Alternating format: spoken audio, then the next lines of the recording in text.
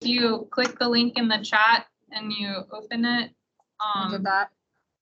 you're gonna join the presentation and Want you to log in. Was part of that. So we don't need to log in. you will need to log in because, so Familiar with now that case? we've actually bought a subscription to Poll Everywhere, so this is going to be limited only to those who They all have should be up and a, running. Everything should be up. who's, the email that you gave to communications, the email that communications sends you, the That's our Teams links and username stuff, or email.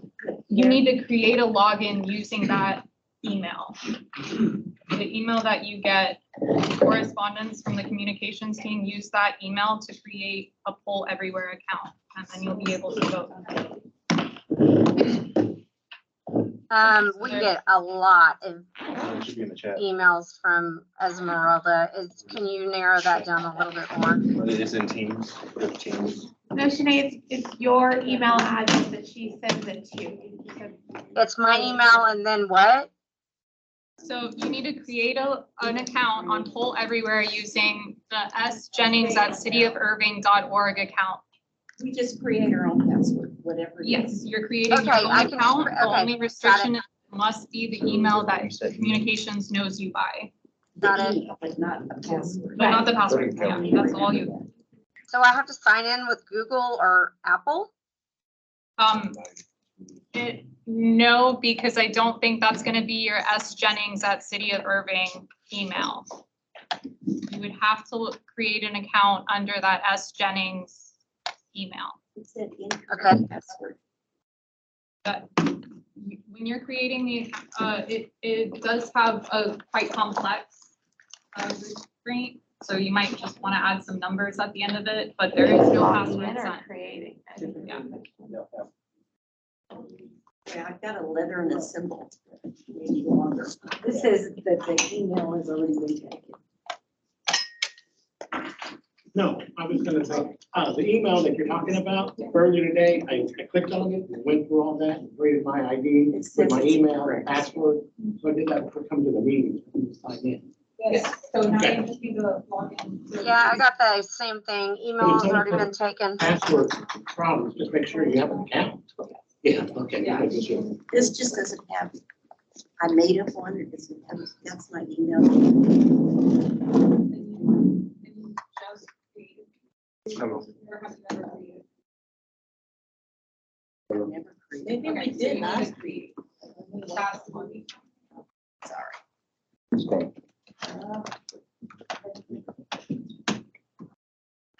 Zach, could you please Say take that out your comments? Okay. Oh, it's not sufficiently complex. Oh, Well, and this the email is I got blocked. Hey, this is Debbie in Grand Prairie. The only email I received today was the meeting notice. I didn't see anything else that had any type of link or login information for Poll Anywhere. right there. Oh, yeah, I see.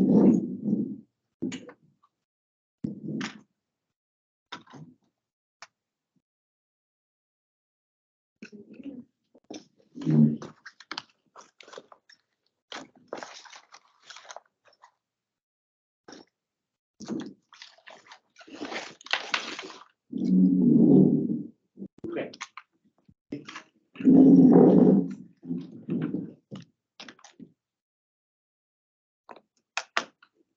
Said the password's already been used, or the email's already been used.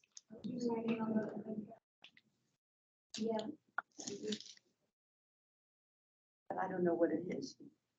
I mean, So, yeah, so you should have just entered. I shouldn't have created a new one. What is it? Yes, right. You can do DC wireless.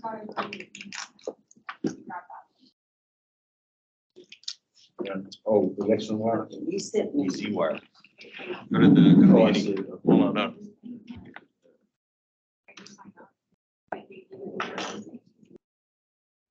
Right.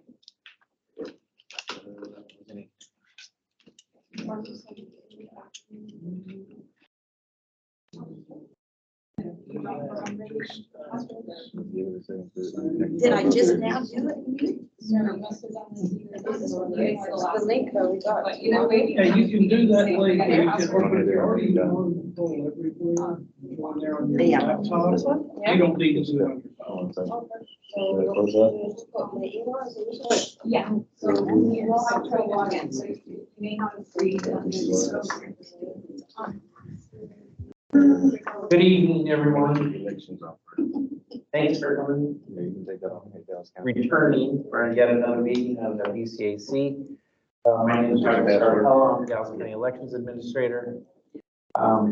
We've got a few people that are, a couple more people that are trying to get logged in here locally. I'm going to guess everyone logged in okay remotely? Anyone have any problems getting in? To the voting site? I cannot log in. I did not receive an email about the website or any of that today that you guys were talking about earlier. And who's speaking? Debbie Jones. This is Debbie Torres with Grand Prairie ISD. The only thing I received was the meeting invite. I didn't receive any type of communication about logging in.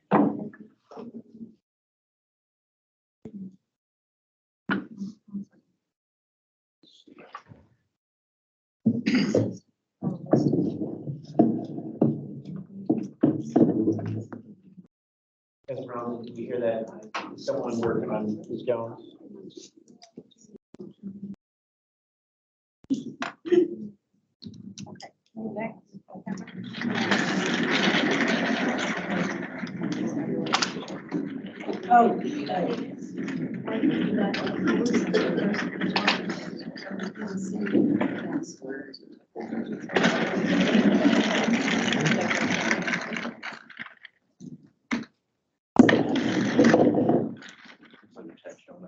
Esmeralda, is someone dealing with the folks What's going on with that? online? They created their own, they should have created their own account on a link that I sent them. Who is it that's? Ms. Jones, Deborah Jones. Who is the caller? Which caller was having trouble getting in? Debbie Torres is number 2. She's an alternate. So there's already from. Okay. As far as did you hear that, you're not the voting member of your organization, that's why you don't have a password. I'm sorry, I can't understand what you're saying. You are not the voting member from your organization. Thus, you will. Yes, I am. I'm the only member for Grand Prairie ISD that's on the committee. I've been attending all of the meetings. Yes, Grand Prairie ISD.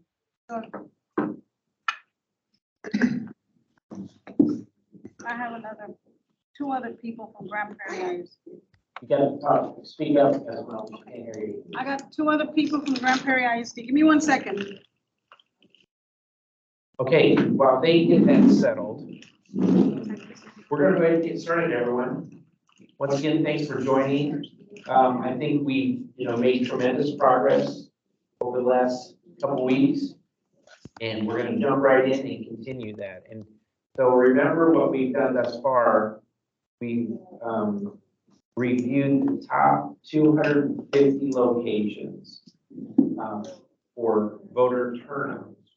We've reviewed and those locations that we've either rejected them or they've rejected us for various reasons. They don't want us there anymore, or we can't use them because they're not APA compliant or for some other reason. And I believe of those 250 locations, there was 208 that were approved by this group. There's still, I think there were 13 pairs that we were still looking at by the end of the last meeting. So in addition to that, we've also added 50 more locations to review tonight. So what we're gonna do is move as quickly as we can through those groups. Melissa and Petra walking through those groups. And then after that, we'll have a pretty good idea of what a low turnout model might look like. Except, keep in mind that we're focusing right now on voter turnout. We have certain parts of the county where voter turnout may be low, and thus we haven't reviewed those locations. And so what we have, we prepared a map where we can view those, and we can basically look for holes. Where do we have holes, and how do we fill those holes to approve a location, even if it was a low turnout location? Because we don't want people to have to travel too far. And so we will get to that at some point in this meeting, as long as we move quickly to get through our grouping. So having said that, any questions before I turn it over to Melissa to start to go through some of the pairs? Okay, so Melissa, I'm going to go ahead and turn over to you, and I'm going to give you that.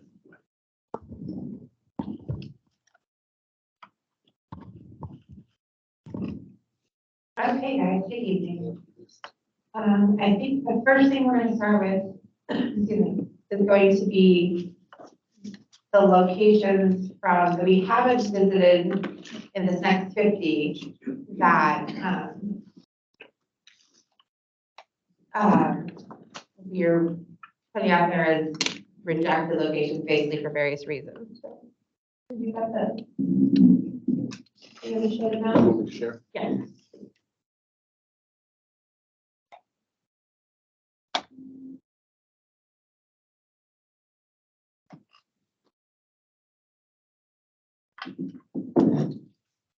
So the group from 250 to 300, we've got 4 locations that we're going to look at that are going to be currently marked in the red category to review.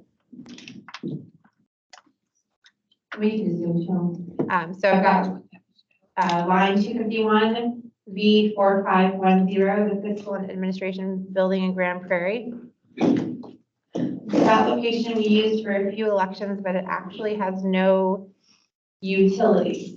The intention, I believe, that building is to use it for storage, and there's currently no utilities in the building available for use, and so it's not really conducive for voting any longer. So that's why it's marked in the rejected category. And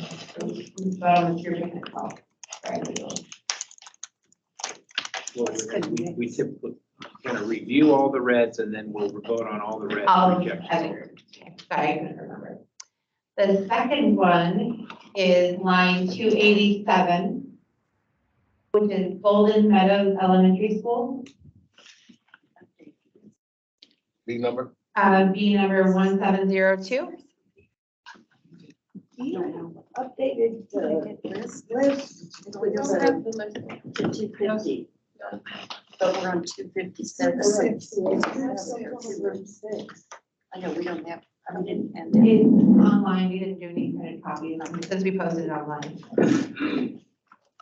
I'll drop in the chat for those. The line 287, vote center 1702, Golden Meadow Elementary School. So this is as a result of our surveys.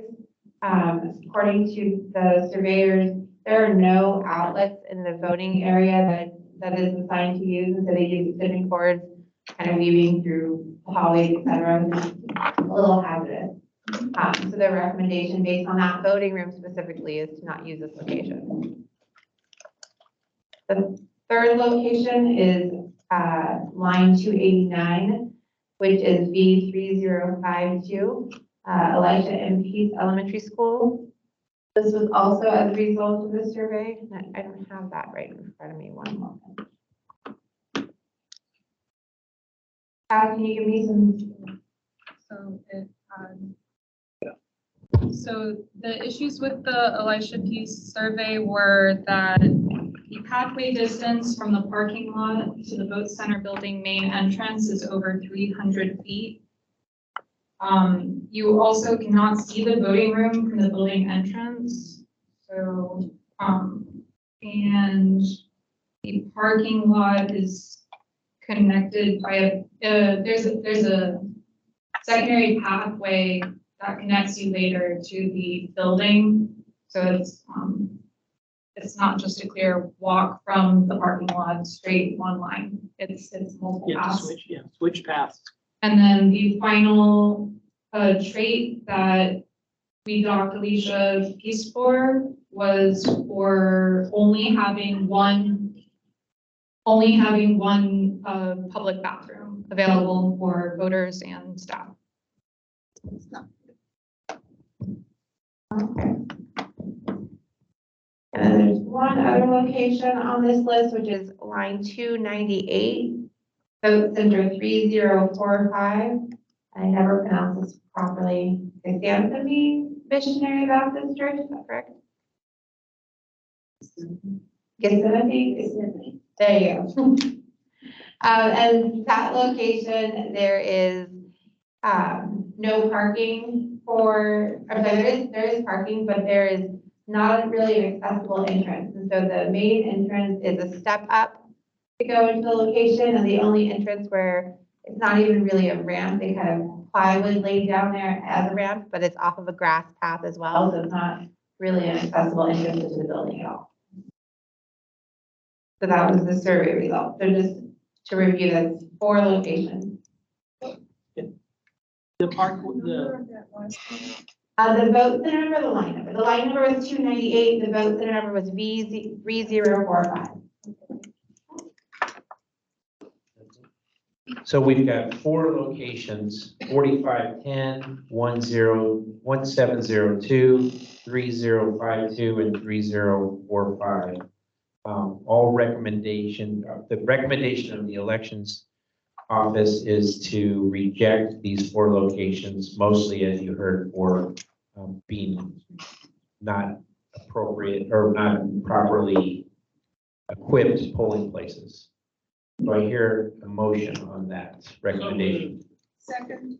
Been moved and seconded that we reject those 4 locations. Any discussion? Seeing no discussion, all those in favor of the motion, vote by saying aye.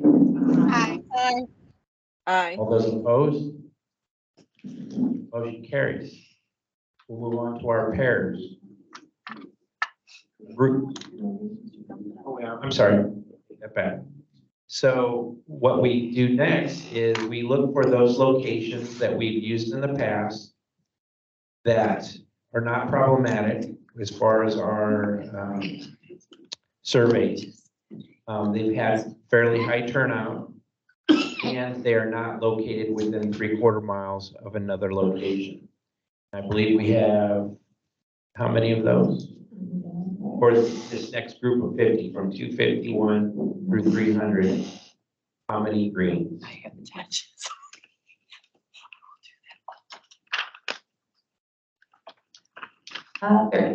We have 30 of those that I would entertain a motion to approve those locations. second.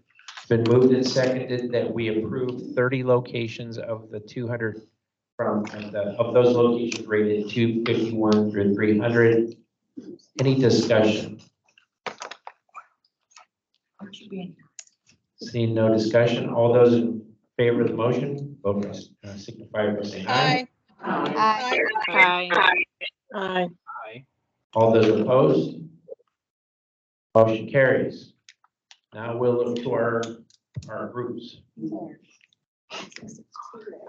Okay. Just as a reminder, these are, for anyone who's not familiar, these are locations that are located within 3/4 of a mile of each other. And we're going to review those and look at the criteria and see what you would like to do with these groupings. Okay, so our first pair we're going to look at, we're going to go to line 200, vote center 2302, Vivian Field Middle School. And that is paired with line 241 V0001, the branch connection. 2302 and 0001. Oh, yes. And so we did talk about B2302 in the 2022 decision and decided to keep that location. The branch connection was not reviewed at that time. It's been added as a replacement location for previous elections. In their average turnout for the May elections, Vivian Field Middle School sees about 71 voters in May elections and the branch connection 55 voters. We have surveyed both of these locations, and Vivian Field got a score of 92.8 and the branch connection a score of 97.4. And again, we only started using the branch connection in 2022, so it only has seen the May election of 22 is where that turnout comes from. What is the thoroughfare? Do it again. Goes between the two? It's gonna be, Josie Lane. Oh, yeah, that's a little bit deep. P, small, capital P. But any motion on either of these or any more? I'm saying keep both of these. That's what we're discussing. Whether we're to keep or not, yeah. These are both within the 3/4 mile range, so we're reviewing them. I move we keep both of them open due to the Josie Lane being in between the two. Okay, so the motion on the floor is to keep both locations open. And we have a second. Any discussion? Okay, all those in favor to keep both Vivian Field Middle School and the branch connection open, say aye. Aye. Aye. Aye. Those opposed? Both locations. Okay. Page not found. So the next pair we're gonna look at is going to be, we're gonna zoom to line 207, vote center 1084 at Monroe Elementary School. And that location is paired with line 49, vote center 1088 Skyline Branch Library. We've reviewed previously and decided to keep. So Skyline Branch Library is also an early voting site. Both of these locations are regular election day locations. We did review them in 2022 and the decision at that time was to keep both locations open. Their average May election turnout is 254 voters for Skyline Branch Library and 68 voters for Edna Rowe Elementary School. We have not surveyed Edna Rowe Elementary School yet, but Skyline Branch Library has been surveyed at 98.4.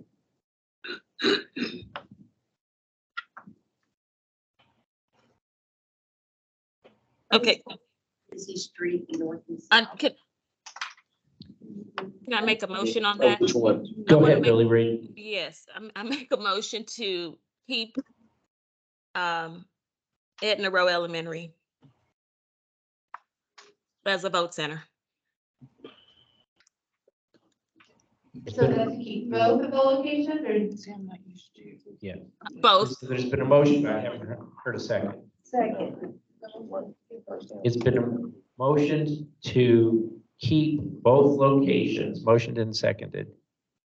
Discussion. Right here. I worked at Edna Rowe. I live in the Butler Terrace area. In about 20-something years, I went back to be an election worker. And Edna Rowe went through a lot of renovations, the new school. So we used what was used last was the auditorium, which had a side door exit for people to come in from the open parking lot. And our notification, so it's a large, we have plenty of room and there's plenty of parking because of the school. So we had a separate entrance away from the school because it was closed that day. And, and it's gone through a lot of renovations, it's very comfortable, bathrooms and all that. But, you know, I support that, it was a good location. Okay, further discussion. So you're in favor? Yeah, yeah. The Skyline Branch is also a good location, but it is a small room that they have over there. It's an early voting, location, but, at least from the last municipal election, there were still lines going on at Skyline, and because of the high activity over there. And they're on election day. And, but the room is kind of small, if they could use. I think it's great what they use, but I can understand why they have lines and still going through, because the room is a lot small. Okay, further discussion.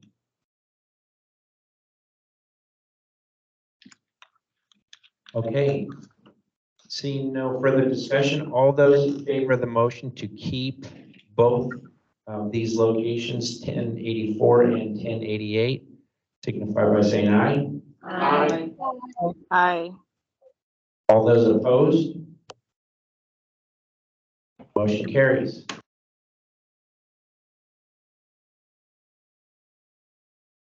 We're gonna start with line 209, vote center 4626, MacArthur High School. And look at line 52, vote center 4642, Irving Art Center.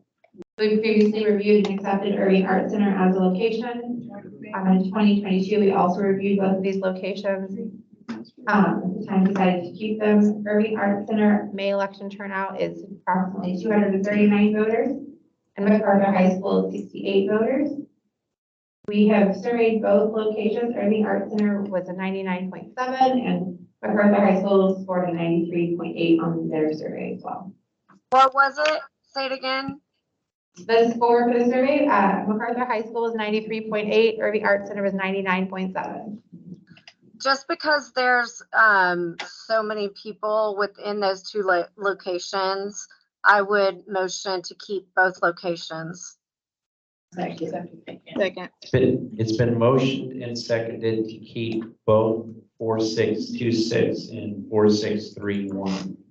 Any discussion? Now, I have a question. In MacArthur High School, you said the number was 86 or 68, something. The turnout for the May election average is, that's 68. So I think we have very much. Well, it is, it is.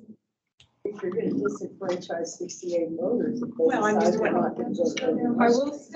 I will say that the survey found that you had to cross a street to get to MacArthur High School, and that, yeah, it's a fair walk to get there. Why do you have to cross the street to get to MacArthur? It has a huge parking lot. These two locations are 0.28 miles from each other, so a quarter mile from each other. Right, but why do you have to cross the street? That's what I'm asking. 4626 and 4631, I think I heard you say 31. I apologize, I gave the wrong numbers. 4642, 4626. Engineer, I believe I'm just pulling up the survey data to get some clarification on that. Okay, because MacArthur High School has a huge parking lot, and if we're just talking about election day, that's empty. Shane, can you try to speak into your microphone a little closer? We're having a hard time. No, let me turn it up. Does that help? I don't have a specific microphone. It's going through my computer. Can you hear me? Yeah, we can hear you better now. Okay. My question was, why is the parking lot, why do you have to cross the street? There's a huge parking lot at MacArthur High School that is available for use.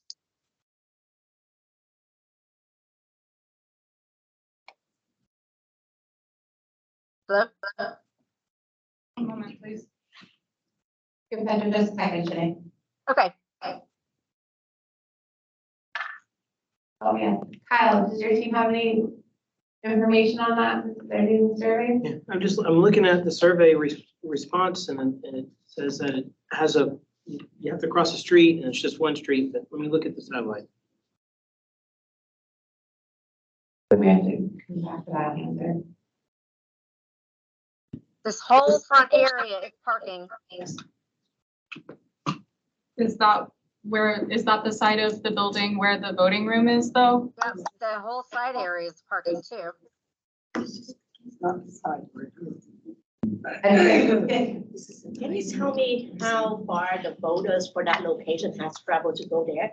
Do they usually go there by cars or walking?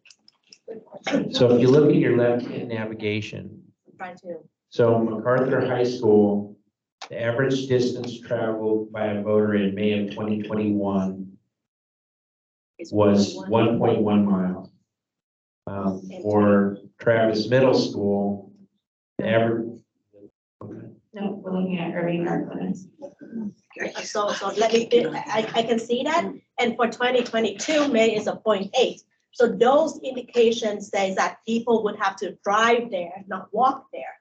So if they're driving, they can just easily drive into the art center, and we can close MacArthur when you only have 68 voters for average. So that's save you cost. Yeah, the average distance traveled for Irving Art Center was 1.5 miles. Either both of them, they have to drive and not walk.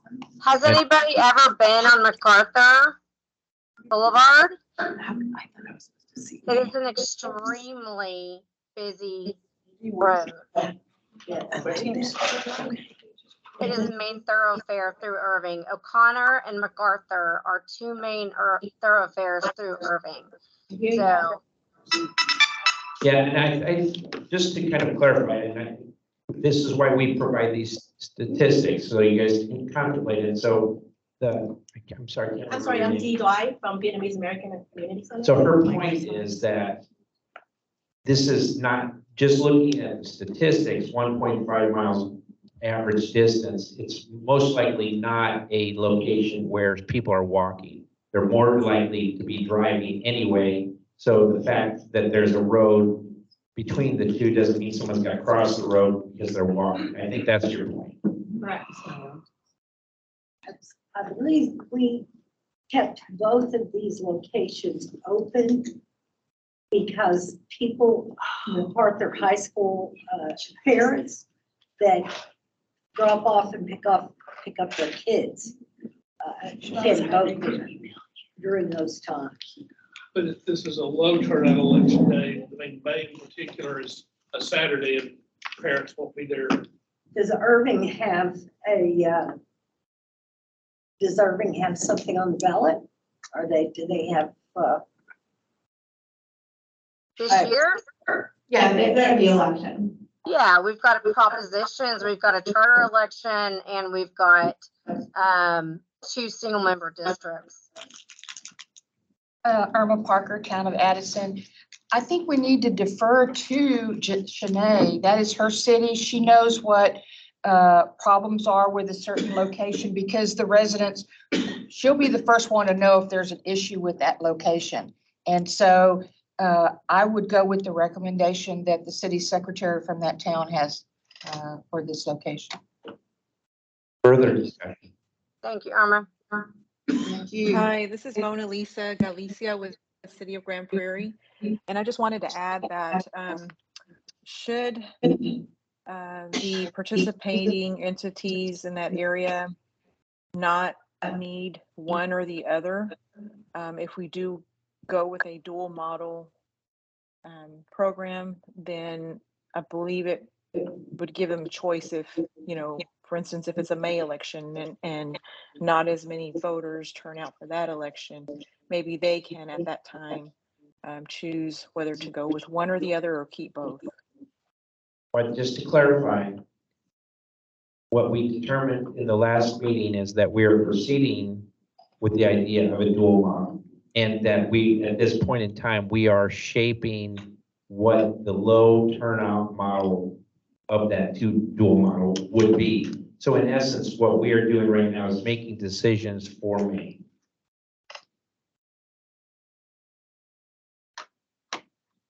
And in a presidential year, we would maybe make a different decision potentially. Michael, I feel like we've kept tons of Dallas County locations that are right across the street from each other, and this is no different. So I don't see a difference in keeping Dallas County locations compared to an Irving location. I was amenable to closing Cimarron when there's far more voters up there, but I'm not amenable to closing MacArthur High School when that road is extremely dangerous. That's North Irving where Cimarron is. I didn't have, a bad taste in my mouth because it's a walkability issue. But MacArthur High School, you cross MacArthur Street, it is very dangerous. And thank you, Shanae. And I would agree that the city secretary's opinion holds a lot of weight with me. But you guys are the group, so we'll continue this discussion. It looks like on the map, there's some apartment complexes to the south of MacArthur High School on the same side of the road. Is that correct? Correct. Okay. Thank you. There's a lot of houses there too. Further discussion? Okay. Online. Online? Kevin has his hand up. Go ahead. Yeah, is there a question on the floor? There is. The motion was to keep both locations.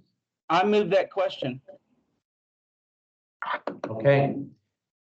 See no further discussion. All those in favor of the motion to keep both of these locations signify by saying aye. Aye. Aye. Aye. All those opposed?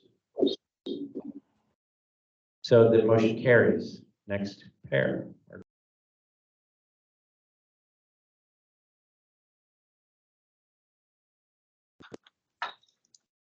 So we're gonna go to line 216. So those are V4300 Cockrell Hill City Hall.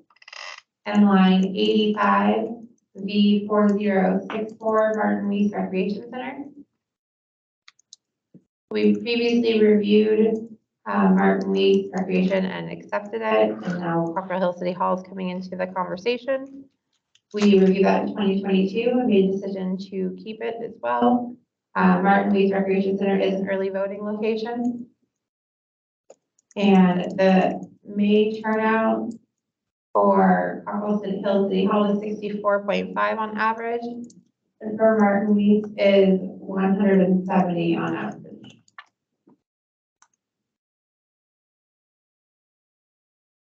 And that's all that I have. Oh, let me see for the survey, I apologize. Both have been surveyed, both scored above a 99 in the survey.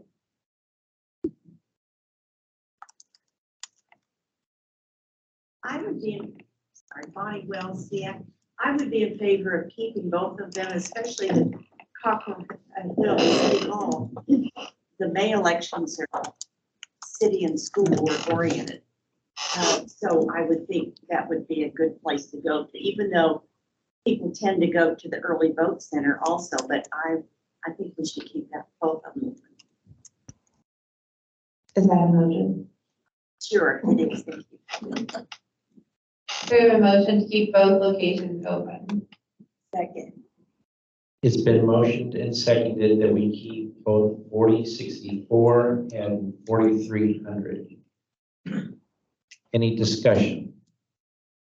Yes, Irma Parker, Town of Addison. It appears that the one location, the green one, there's more housing and subdivision or people, it would appear, than there is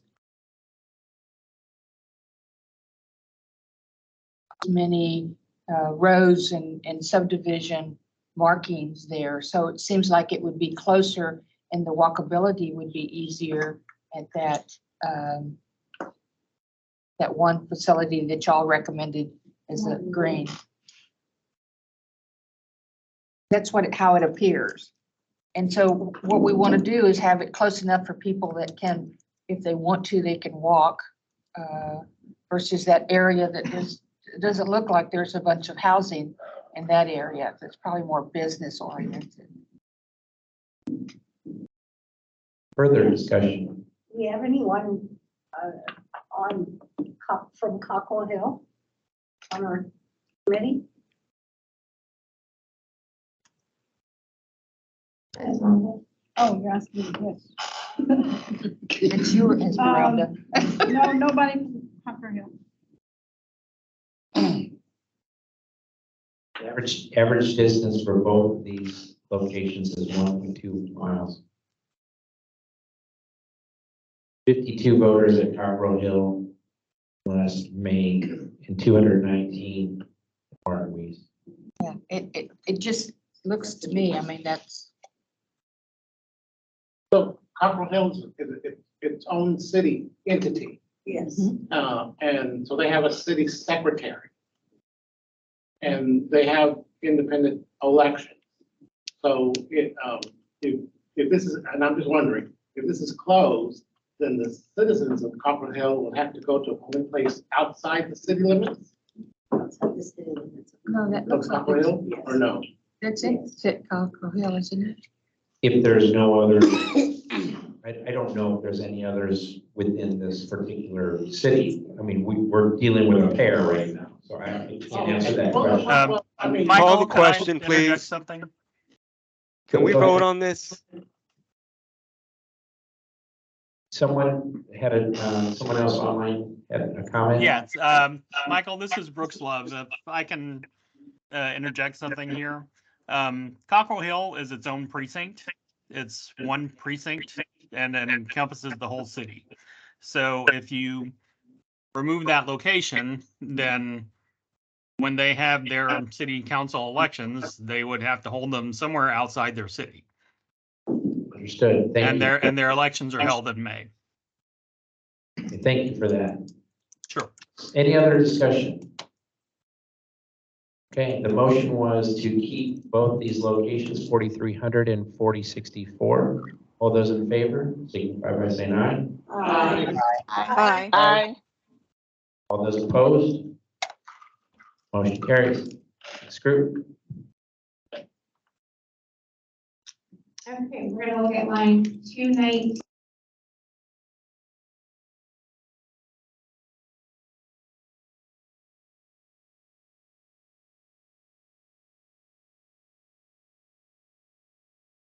Our Redeemer is obviously early voting location.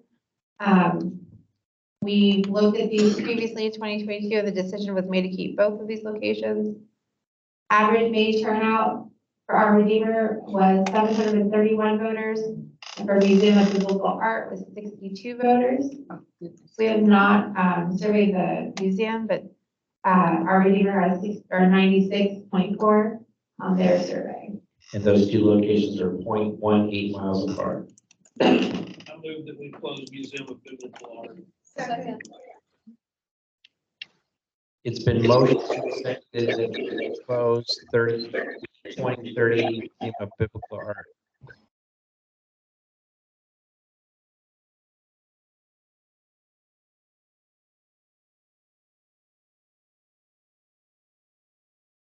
I lost sound. Hello? There we go. There's the sound. No, we can't hear sound in the room. I'm online with you. I The can't hear anything. message that says lost the room, cannot hear.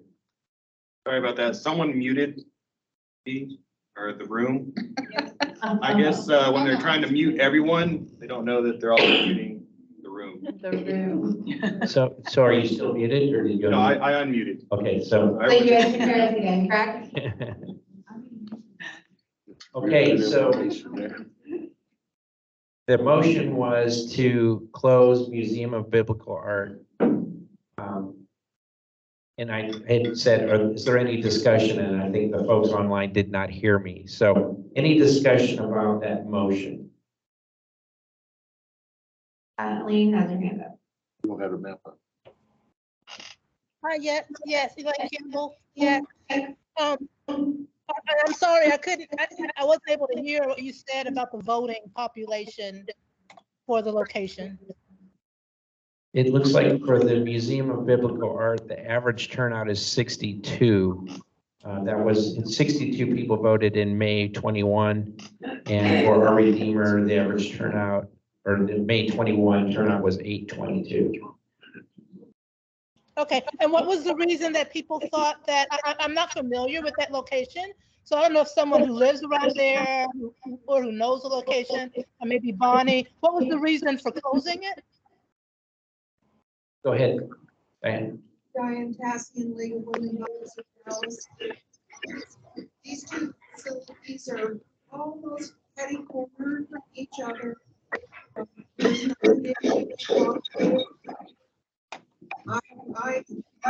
think that we eliminate. Elaine, you hear that response okay? Did you not hear? Further discussion. This is Susan Fountain with Dallas County Republican Party. I also am in favor of closing the Museum of Biblical Art. it's ridiculous to keep both of them open. And we have Lawrence Laner online. Lawrence, do you have something to say? Lawrence, you're probably muted.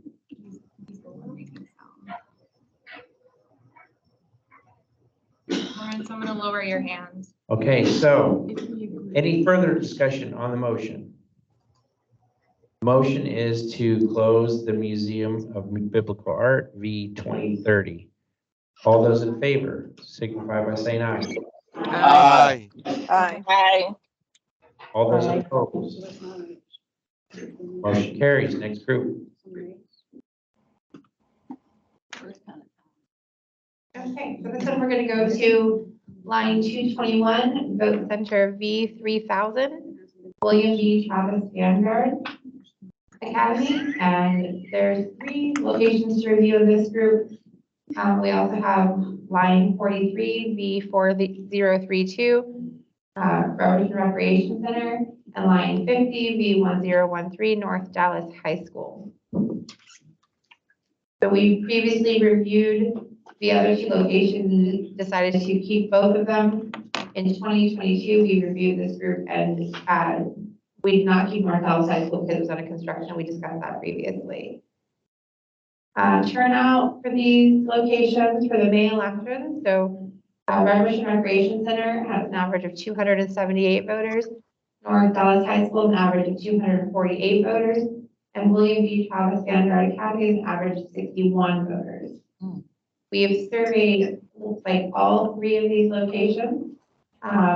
Red Mission Recreation, 800% on their survey. North Dallas High School with a 99.3, and William B. Travis Vanguard Academy with a 92.8.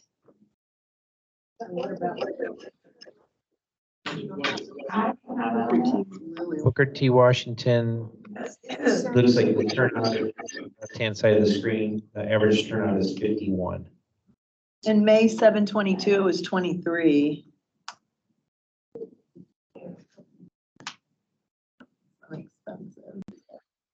I move we keep North Dallas High School and River Shawn. Yes. I second that. It's been motioned and seconded that we keep North Dallas High School and River Shawn Recreation, which would mean then that William B. Travis and Booker T. Washington would be shuttered. Discussion. Yes, I have Irma Parker. What's the population, or is there, in that Booker T. Washington area, is there a lot of housing? 0. They're high-end apartments, high rises. And I can say that for people who voted there, they traveled an average of 2.4 to 3.9 miles, and so wasn't in the immediate vicinity of the area. I'm always looking for populations. If there's a big group of people, high rises, they probably travel to work, so they probably hit another vote center.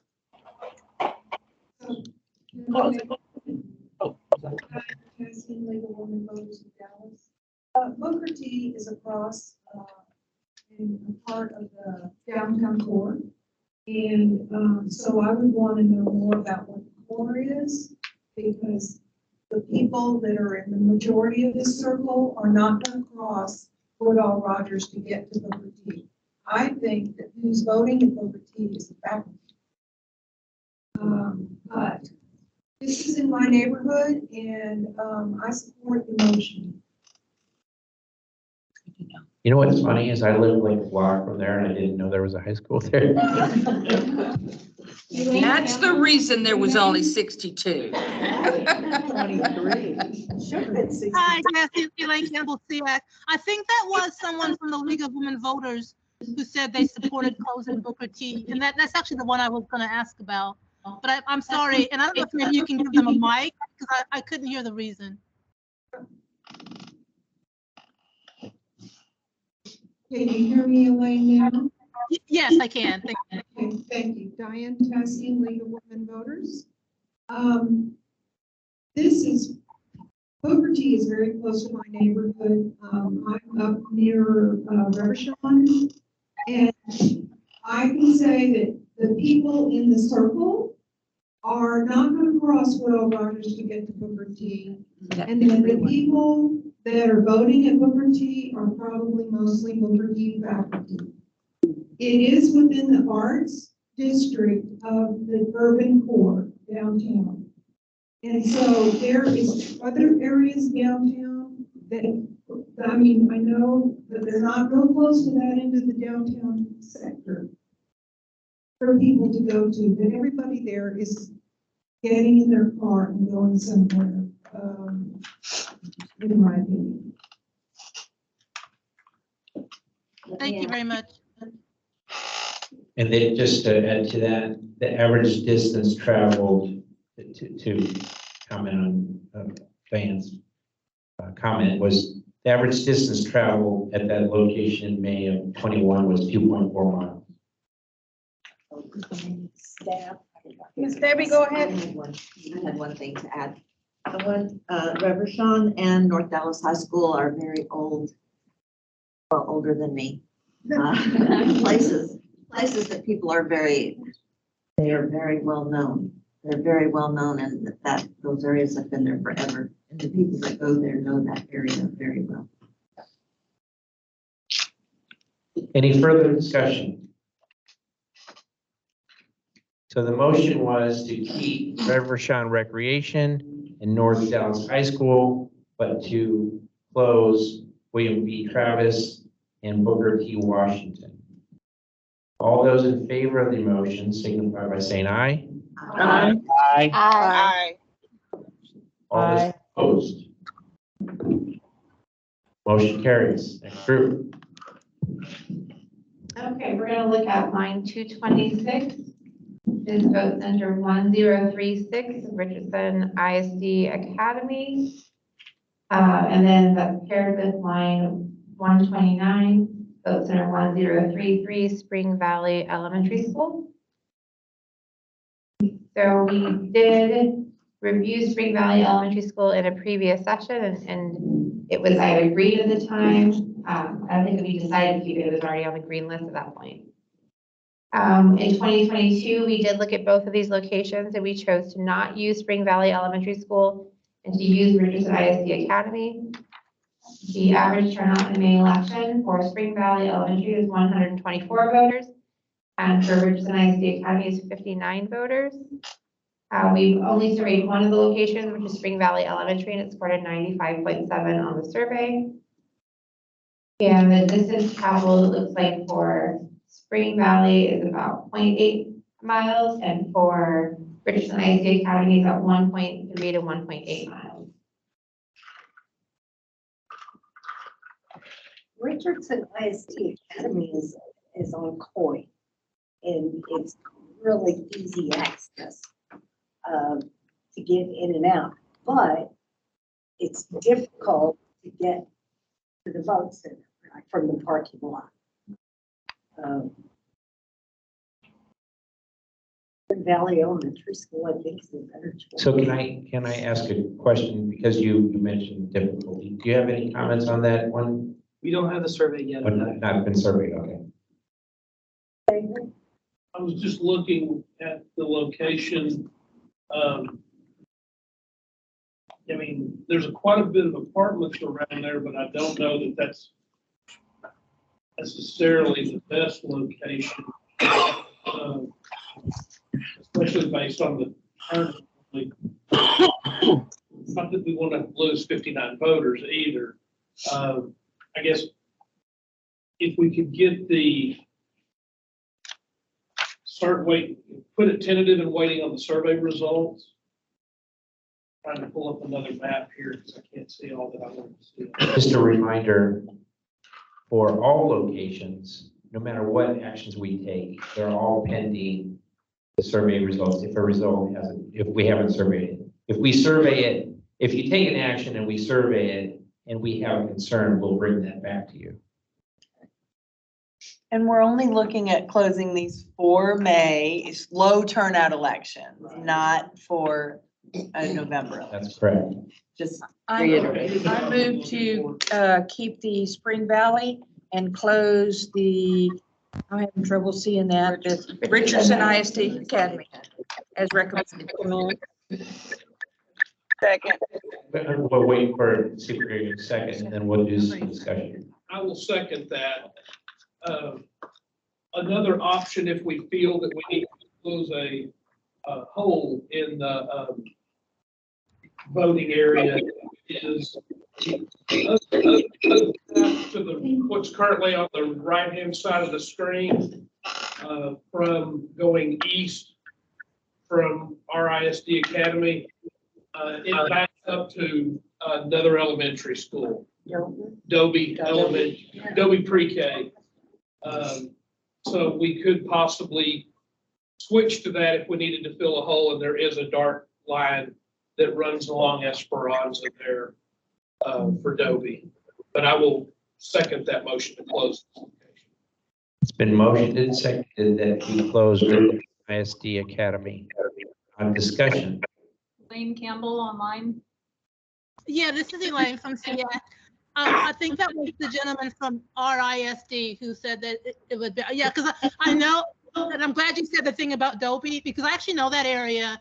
And that's where that academy is. There are actually a lot of new apartments, and there's also a lot of businesses in that area. So a lot of people could vote there who work there. So I actually don't like the idea of that being closed unless there's another place really close by. So Further, that's just okay. Further discussion. Anyone online? Okay. The motion was to close Richardson ISD Academy and to keep Spring Valley Elementary School open. All those in favor of the motion signify by saying aye. Aye. Aye. All those opposed. Motion carries. Next group. Okay, we're gonna go to line 228, vote under V3920. And that's gonna be paired with line 121, which is vote center 3921. That's First Baptist Church of Seagoville and Seagoville City Hall. So we looked at both these in 2022 as well and decided to keep both locations. The average May turnout for Seagoville City Hall is 130 voters. Average turnout for First Baptist Church is 59.5 voters, about approximately 59. We have surveyed both locations. Seagoville City Hall with a 92.8 survey score, and First Baptist Church is a 99.7. And I say that for Seagoville City Hall, the average distance traveled in the May 21 election was 1.84 miles to that location. And the average distance traveled for First Baptist Church in May 21 election was 0.42. And then in 22, we actually didn't use Seagoville City Hall, and the average distance for the First Baptist Church moved up to 1.59 miles. Is there a lot of homes and stuff around the City Hall area? A lot of population? Well, yeah. Yes, there's a major neighborhood around Seagoville City Hall. It sits right off the freeway in front of my neighborhood. So, yeah. Yeah, I was just concerned There are about multiple homes and elementaries back there. it makes it hard for people to cross over. So there's no walkability there, I wouldn't think, between the two. None. There's absolutely no walkability. There's either the freeway or no sidewalk area either. So the City Hall has a very steep ramp leading up the step next to the steps. So it's going to be not very accessible if you're in a wheelchair, just saying. Important. Carol and I drove that area this weekend. What is the survey rating for Seagoville City Hall? Yeah, can you tell us about the survey, Kyle? Yeah, let me look it up.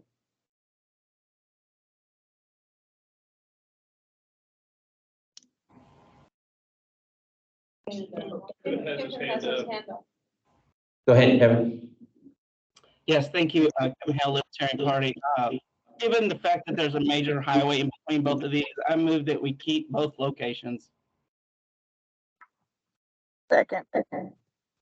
To respond about the survey for Seagoville City Hall, in response to the question, is there an accessible access aisle adjacent to an accessible parking space? They got a no. That was an unfavorable trait. They also got an unfavorable trait for how is the parking lot connected to the vote center. You have to take multiple paths to get to the vote center.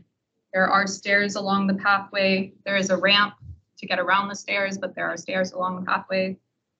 The pathway distance to the parking lot, from the parking lot to the vote center building main entrance is between 76 and 300 feet. If you give me a second, I can get the exact distance. And then there's also only one electrical outlet in the room. Oh, wow. That's a no-no. But the big problem is ADA. Is that? But yes, it looks like there's no accessible aisle adjacent to an accessible parking spot. The parking lot is a fair distance from the vote center building And the other facility, is it ADA compliant? It only had 62 or whatever the number was. 59, there were 59 votes, but they were 0.4 miles, which tells me that a lot of them were probably walking. Yes, and I understand that. I was just, when we're going through this, I do still want to look at the ADA accessibility issue because it's very important. Of course it is. For First Baptist Church Seagoville, the only unfavorable responses that their survey got were a no to the question if the voters are directed to an alternative accessible entrance, i.e. one that is closer to the voting room, can the alternative accessible entrance be kept unlocked during voting hours? So that means for, and then is the parking lot level with the pathway? So there is a curb. Oh. There's no ramp. There is a ramp around the curve. It's a longer path to the ramp.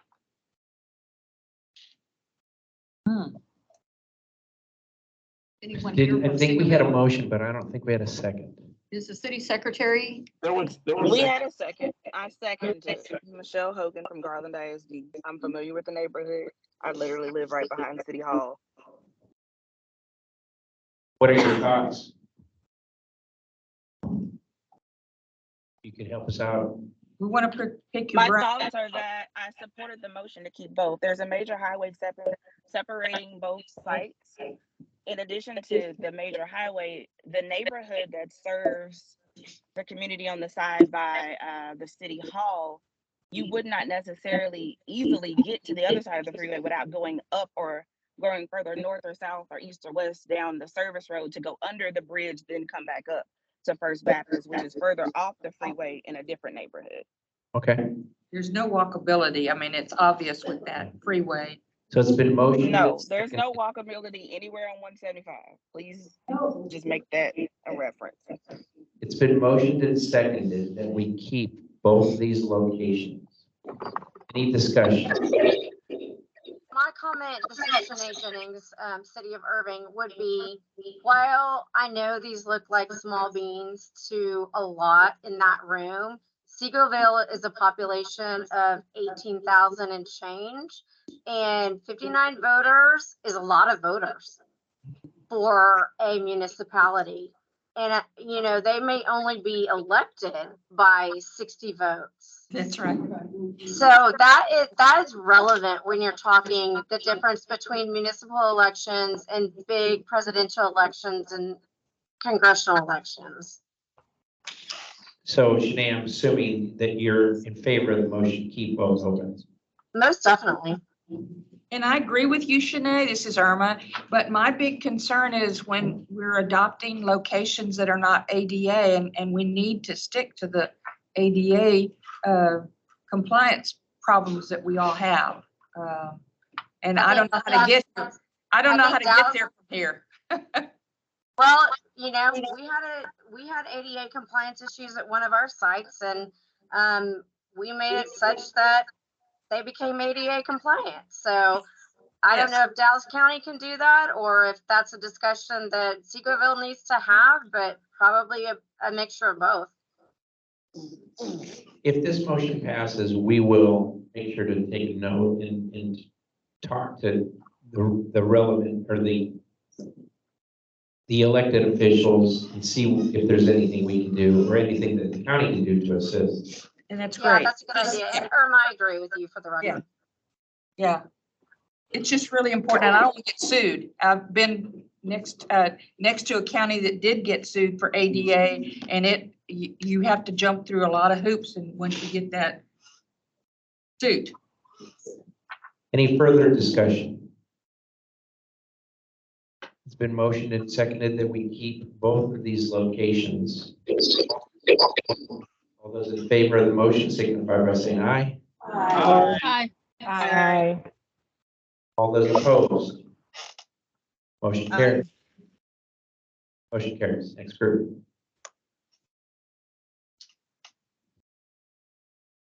Okay, we're gonna go to line 231, vote center B3018, Park South YMCA. And we're going to, that location is paired with two other locations, vote center line 79, vote center 3020, Martin Luther King Core Building, and line 229, vote center 0010, Martin Luther King Recreation Center. So we keep all of those locations open. They are walkable neighborhoods. There are many elderly people that vote at the rec center and at the other MLK location. Well, I will say that one thing that's in my notes to review is I need confirmation of this, but I believe that we actually have not used the core building, the recreation center at the same time because they were transitioning us out of using one into the other. So basically, we previously had been using the Martin Luther King Core Building, and they had moved us over to the recreation center. And I'm waiting for confirmation as to if both are going to be available. If only one is available, it's probably leaving. And how far apart are those two locations? They're on the same complex. Yeah, the same complex. So we still have to wait for confirmation from the agency to say whether one's available. Rejected one of them over the others. I'm not sure. Oh, looks like we might have some information. Well, just that's germane to this conversation that Park South YMCA is told us that we can no longer use them. For clarification, I believe, so I've got that on my list too. So let me back up. Sorry. The two Martin Luther King buildings. First, I want to, because we've confirmed one for early voting, correct? And the other location is not made available to us. Which locations are they not making available to us? For the Martin MLK part? Yes. The core. So they've transitioned us out of the core building to the recreation center, and that is their permanent request to move us from one to the other. Okay. So that's one thing. Then for Park South YMCA, they are available for the May election, but they will be going under construction in September and will not be available to us after September. So for the November election, et cetera. So that's what we have for that location. Julie Wade also has her hand up. Go ahead, Billy. Yes, can I go ahead and make a motion? I make a, or do we have a motion on the floor? I wasn't sure. No motion on the floor. Okay, so I move that we keep or select the MLK Recreation Center and the Park South YMCA as vote centers for this May election, or keep the vote centers. It's been motioned and seconded that we keep both of these locations, V0010 and V3018. Discussion. That means V3020 would not be kept. I'm sorry. Say that again. So that means that V3020, the Martin Luther King Core Building will not be kept, right? Recreation Center and Park South. We only see two, Melissa. Is there a third? Yeah. Yeah, because Yeah, and so I think Melissa's just trying to get ahead of it. So you're right. What's under discussion is Martin Luther King Jr. Recreation and Park South YMCA. So that's what's on the floor. It's just an FYI to say that that one on the core building is not going to happen. I'm gonna vote alternate.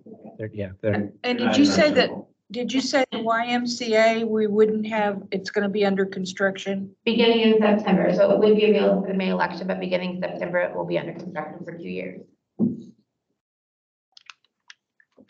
So what that would mean then is we would be selecting that as, a permanent location, and that we would, if it's under construction, we'll be looking for a substitute for it, in the next election when it's under construction. David Payne, Richardson, SD, the location, R00, what are the Rs again? Are those rejected locations already? You've gone well past this. The Rs are locations that we have in the last like 5 years or more, we have not used them as vote centers, but they've been recommended by the community. So I gave them the title R. Sorry, I'm on the wrong. Never mind. So it's been motioned and seconded that we keep both of these locations under consideration, MLK Junior Rec and Park South YMCA. Any discussion? Anybody online? Okay, all those in favor of the motion, signify by saying aye. Aye. Aye. All those opposed? Motion carries. Next group.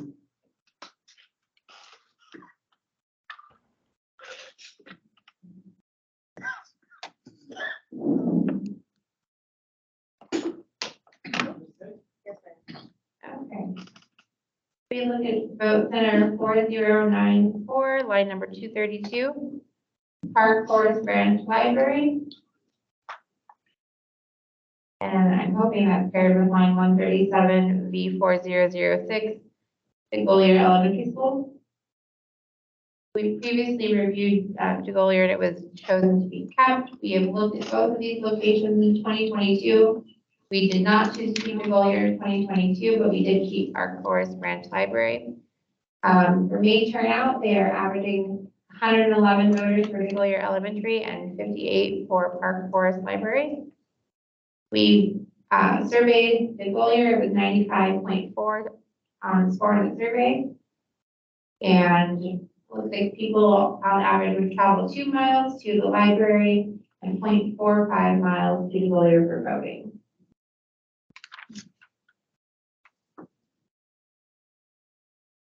And they're 0.6 miles apart. Oh, wait, 0.46 miles apart, is right. Any thoughts? And what was their rating again? In terms of the survey, we only have surveyed the Goliard with a 95.4. Back here? Was there any reason why the Goliard was not chosen last year?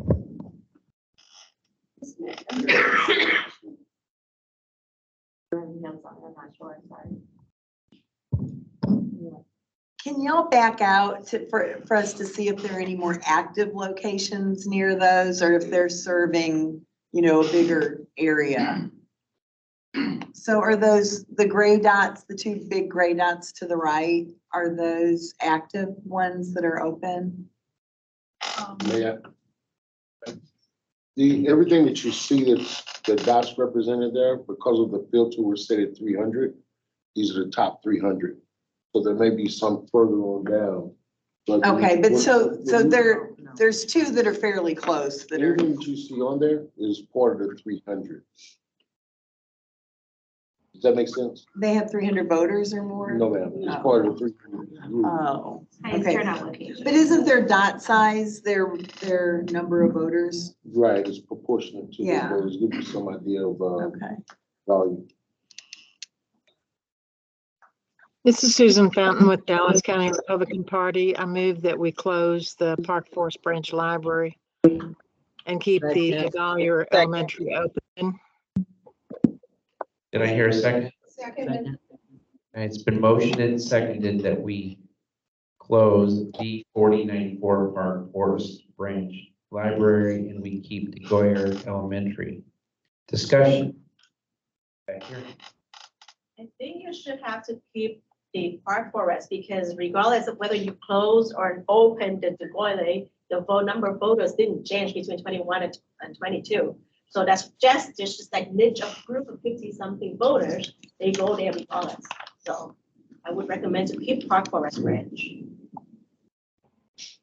Further discussion. I don't know about why we closed last year, but we closed the Goyle and 111 voters, they went somewhere.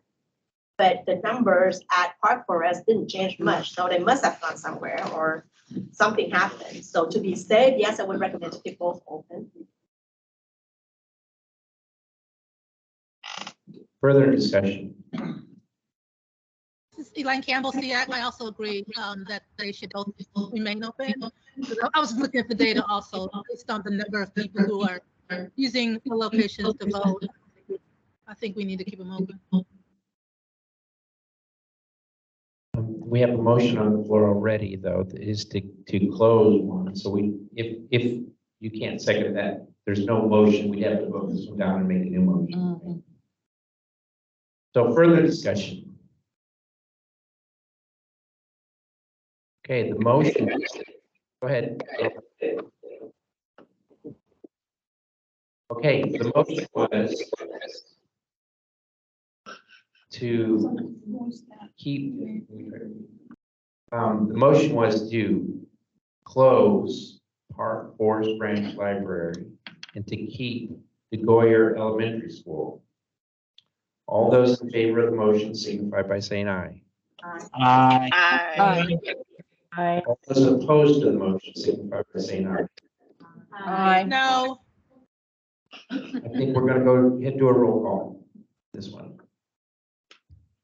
So we're gonna test out our system again. And so everyone, Esmeralda, you want to guide them through this? Just getting ready. Okay, yes. If you're logged into your Everywhere Vote, it's supposed to, can you hear me? The election that it's about to pop up. Petra? Yep, just typing out the, we just voted on.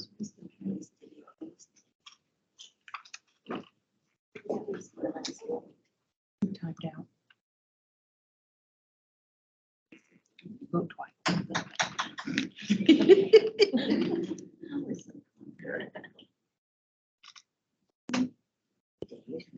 Okay. Do you see the question? So for those who were able, if you're on Teams, there's a tab at the top. I see votes are already coming in. There's a tab at the top, poll everywhere.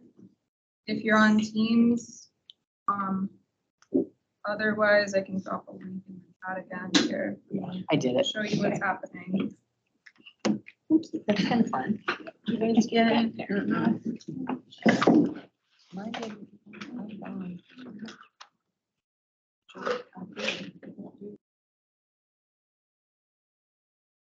This presenter not. Did I? Just not right. So we have 11 votes so far.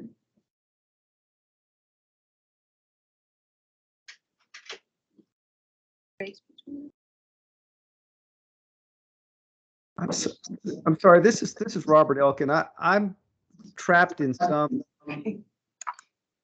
Teams purgatory here in terms of how to get this polling thing to go anywhere.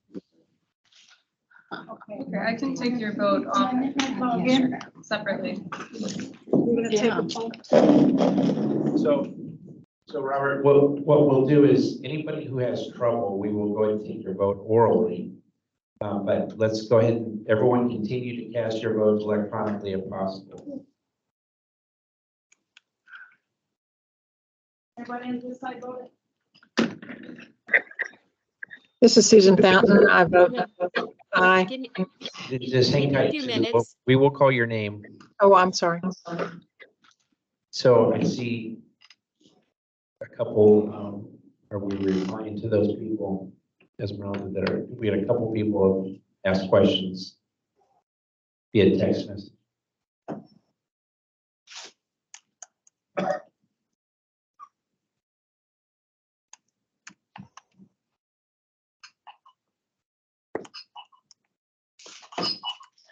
So I just put the link back in the chat.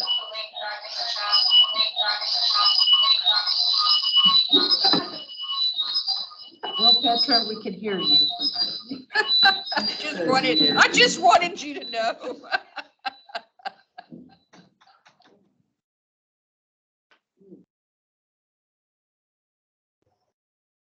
The link is in the chat. You guys click on that link, and it'll open up.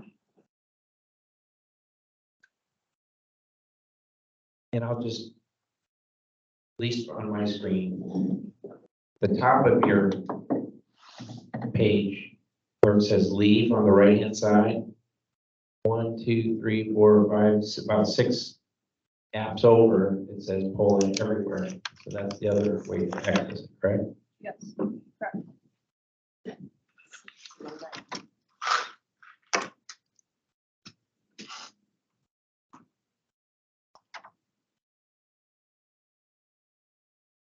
So for those who don't see their name on this, well, let me refresh it, make sure I'm looking at.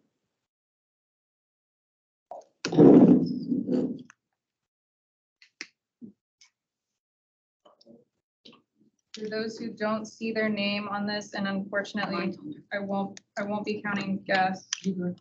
Or- How did I change that to my name? Kevin Hale, you got your hand up. Did you have a question? Yes, sir.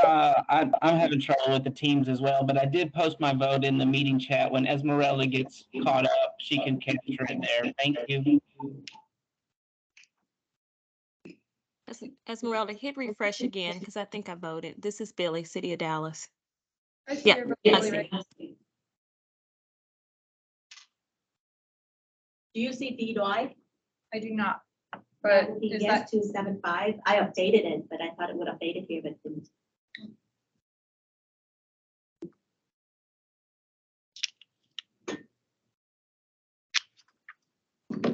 okay, so I'm Okay, gonna, does everyone cast their vote? No. Irma Parker, who can't log in. I can't log in. So that's what I'm going to get to as well. So has everyone tried to cast their vote? And now we will go ahead and find anyone who has it. We will take it verbally. Go ahead. All right, Irma Parker, No. Debbie Bobbitt, No.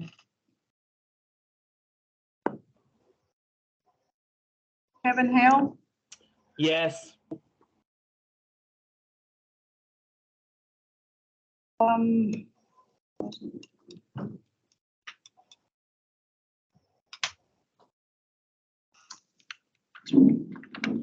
Debbie Torres,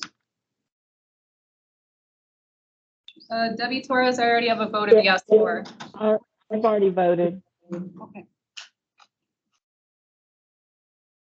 Who else is on? Is there anyone else that hasn't had their voice heard and is a voting member? This is Susan Fountain. I vote yes. This is Robert Elkin. I vote no. This is Andrea Ferrero. I vote no.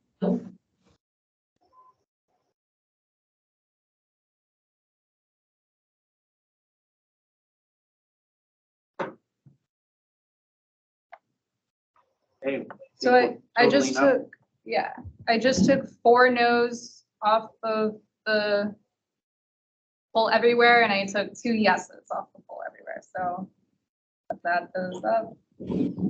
This one will count. Diane, you do count.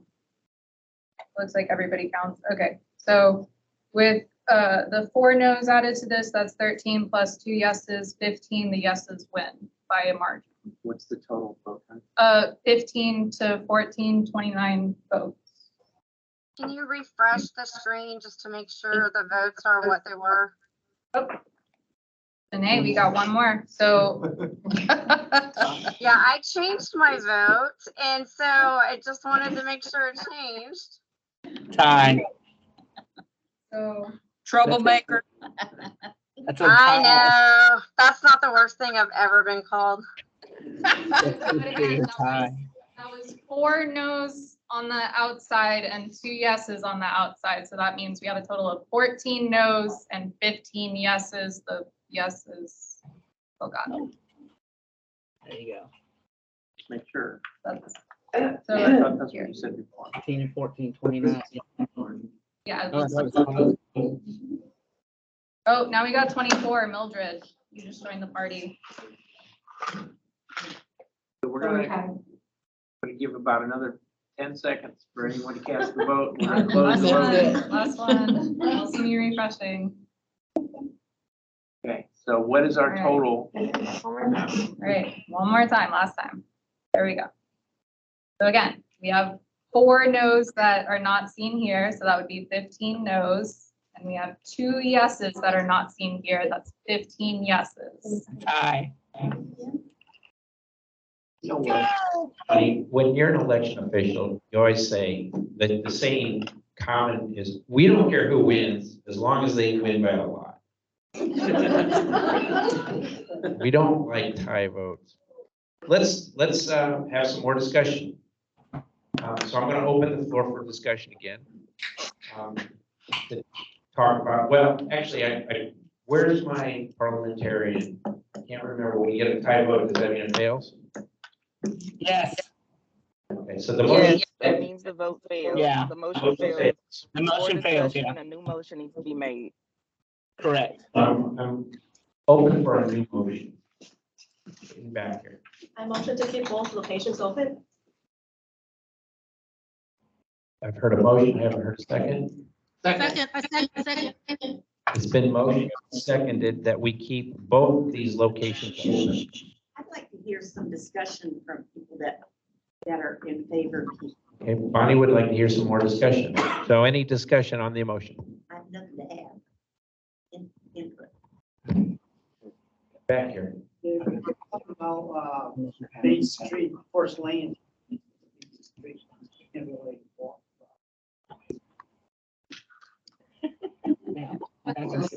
we have the map back so we can see what we're looking at? Sure.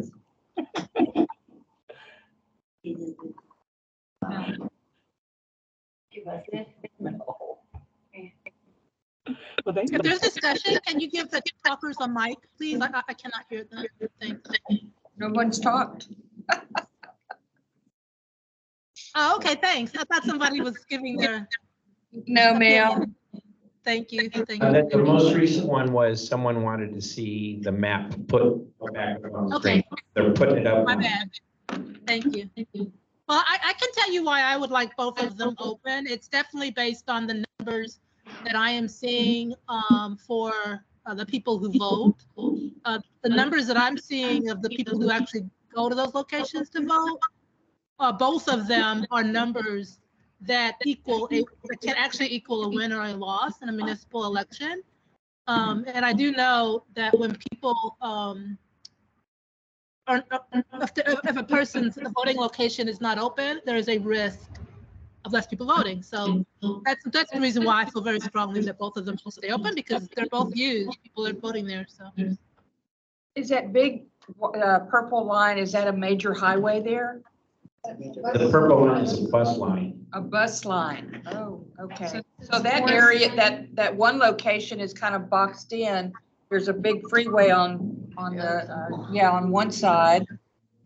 So this is Marsh Lane right here. Going north and south, and this is Forest Lane going perpendicular to that. And are both, what did they rate, ADA compliant or?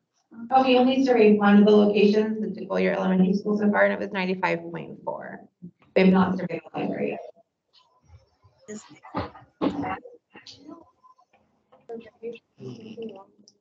Yeah.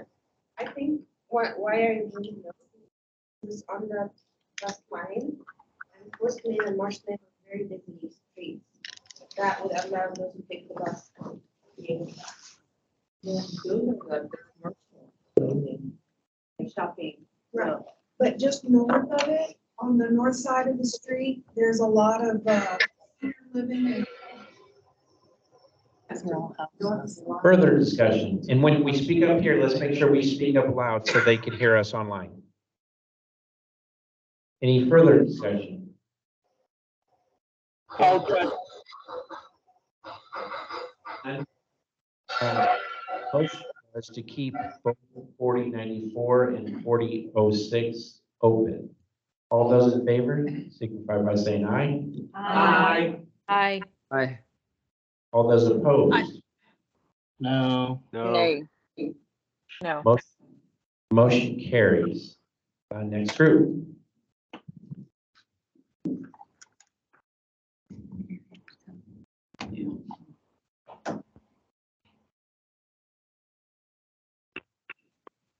Okay, so we're gonna go to vote, line 233, vote center 1057. And that is paired with line 995. You need some help? Vote center 1058. This is the same. Ian's Catholic Church, Pius. Thank you. And then Harry Stone Recreation Center. So we previously looked at Harry Stone Recreation Center. It's also an early voting location. We did accept that. And then for these two locations, average turnout in a May election. The Harry Stone sees about 158 voters, and St. Pius Catholic Church is about 57 voters. We've surveyed both locations, and Harry Stone scored a 98.4, and St. Pius Church a 95.4.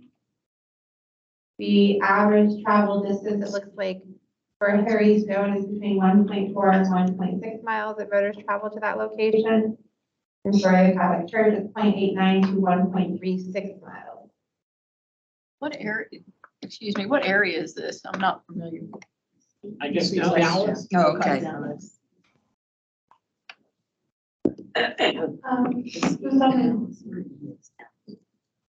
So there's a major bus line between the two.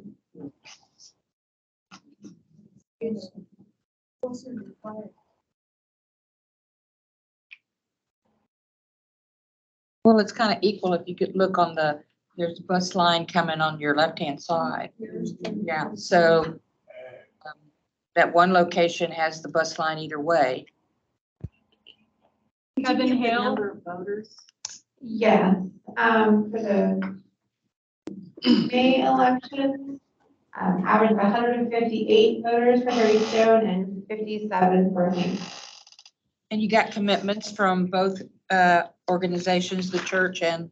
Both have been used. There are standard locations that we've been using in 9 out of last 10 elections, so. Kevin Hale. I just want to add one thing. You know, we've been giving, Melissa's been giving average turnout for the May 21 and May 22, May 7th, 22 election.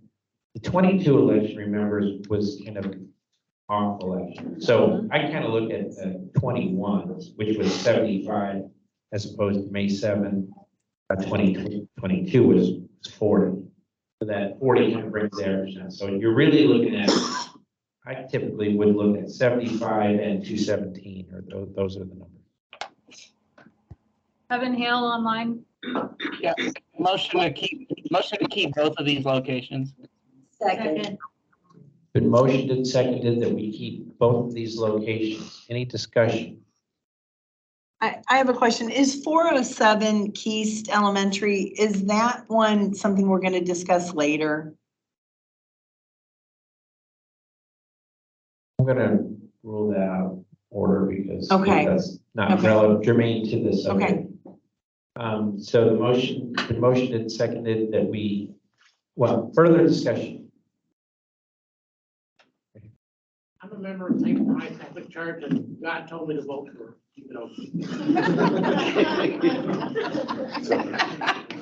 You're special. I just want you to know you're real special. Is there A any direct other- line, give us the number. Any other divine discussion?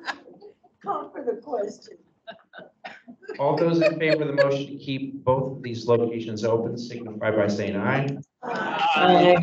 Aye. All those opposed? Motion carries. Next group. God's gonna be happy. Okay, we're gonna go to line 234, vote center 2705, Hickman Elementary School. And that is paired with line 55, vote center 2511, Dartmouth Elementary School. In we'll just do both May elections for parity. So in May 2021, Dartmouth Elementary School had 227 voters and Hickman Elementary School had 62. In May of 22, it was 209 voters at Dartmouth and 53 at Hickman. We have surveyed Dartmouth Elementary School and got a survey score of 89.1. We have not surveyed Hickman Elementary School yet.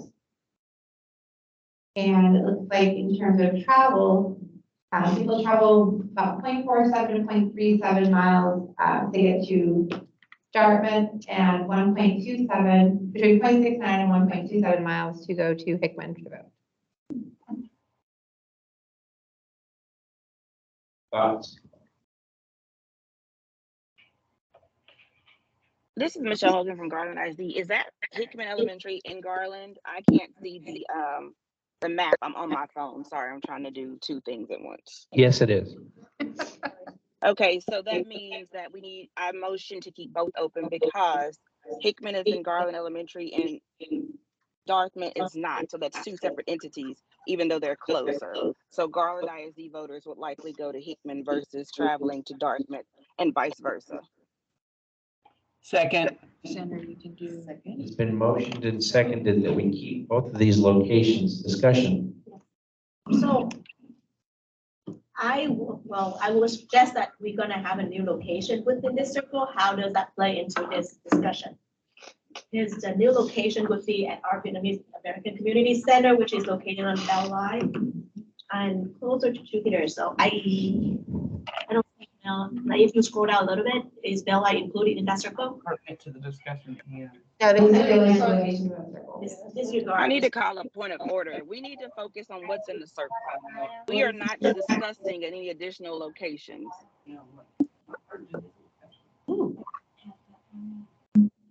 Further discussion. Discussion. Matters. Questions because it's good practice for you. All right, can you repeat that? I didn't catch that. Oh. Okay, so it's been motioned and seconded that we keep both these locations open. All those in favor of the motion signify by saying aye. Aye. Aye. Aye. All those opposed? Motion carries. Okay,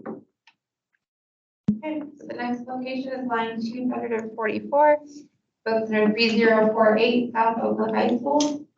And that is paired with line 246, vote center 3049, Clara Oliver Elementary School. Now, both of those are yellow. Is there a reason? Because they're both in the same group, so we haven't reviewed either of these yet. Okay. The first time we're talking about either one of these locations. Okay, thank you. Yep. We did review these in 2022, and the decision was to keep both of those locations. Average, well, so just each election. So for the May 2021 turnout, South Oakland High School had 84 voters, and Clara Oliver Elementary School had 78. The May 2022 election, there were 24 voters and then 27. So 24 at South Oakland and 27 at Clara Oliver. We have surveyed the elementary school and it scored a 96.7. We have not yet surveyed the high school. It appears that on average for traveling to the high school, it's between 1.1 and 1.7 miles to travel to that location to vote. And for the elementary school, 0.9 on average. Thoughts? And back. I guess mainly I think would be they are 0.37 miles apart. As you keep them both open, they have the same number of voters, so. This is Michelle Hogan from Garland ISD. I motion to keep both locations open. Second. It's been motioned and seconded that we keep both of these locations open. Discussion. We've closed ones that were further apart than this with many more voters. Some of them had 700 at one and 100 and something at another. These barely have 100 between them. And on the map, it looks like they're blocks apart when you look at the map. So even if you were walking, I do think the circle matters, you know, to see if there's anything else close.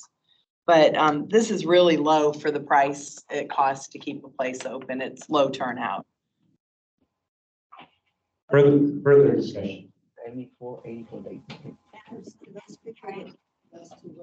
I know, but we've closed other In ones. response to that comment, yeah, we understand. But in response to that comment, as a paying entity, I would still recommend keeping both open, because if that was the steady turnout, then that means those voters are comfortable going to those two locations.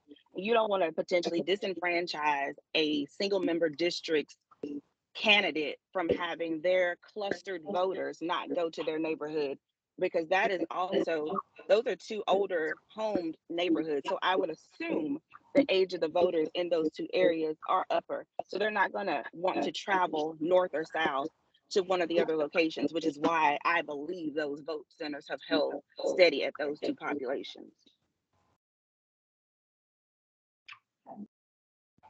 Diane Tassian, League of Women Voters of Dallas. South Oak Cliff High School has been renovated recently and has been working very hard to raise its awareness in the neighborhood. And so I personally think that we should keep South Oak Cliff High School open and close the other one. We have a motion and a second. What's your reason for wanting to close Clara Oliver? Motion. I'm against. Further discussion. Okay, so the motion was to keep both South Oak Cliff High School open as well as Clara Oliver Elementary School open. All those in favor of the motion signify by saying aye. Aye. Aye. All those opposed, same sign. No. Aye. No. No. Same sign. Aye. Motion carried. Next group. Okay, we're gonna go to vote center for line number 247, vote center 9, St. Luke's Community Church.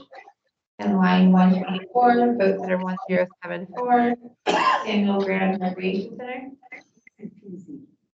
I'm gonna keep both of these locations open. They serve two different groups of people. Second. It's been, well, let's go ahead and let Melissa give the rest of the stats and then we'll have a discussion. Okay, we voted to keep both of these locations open in 2022.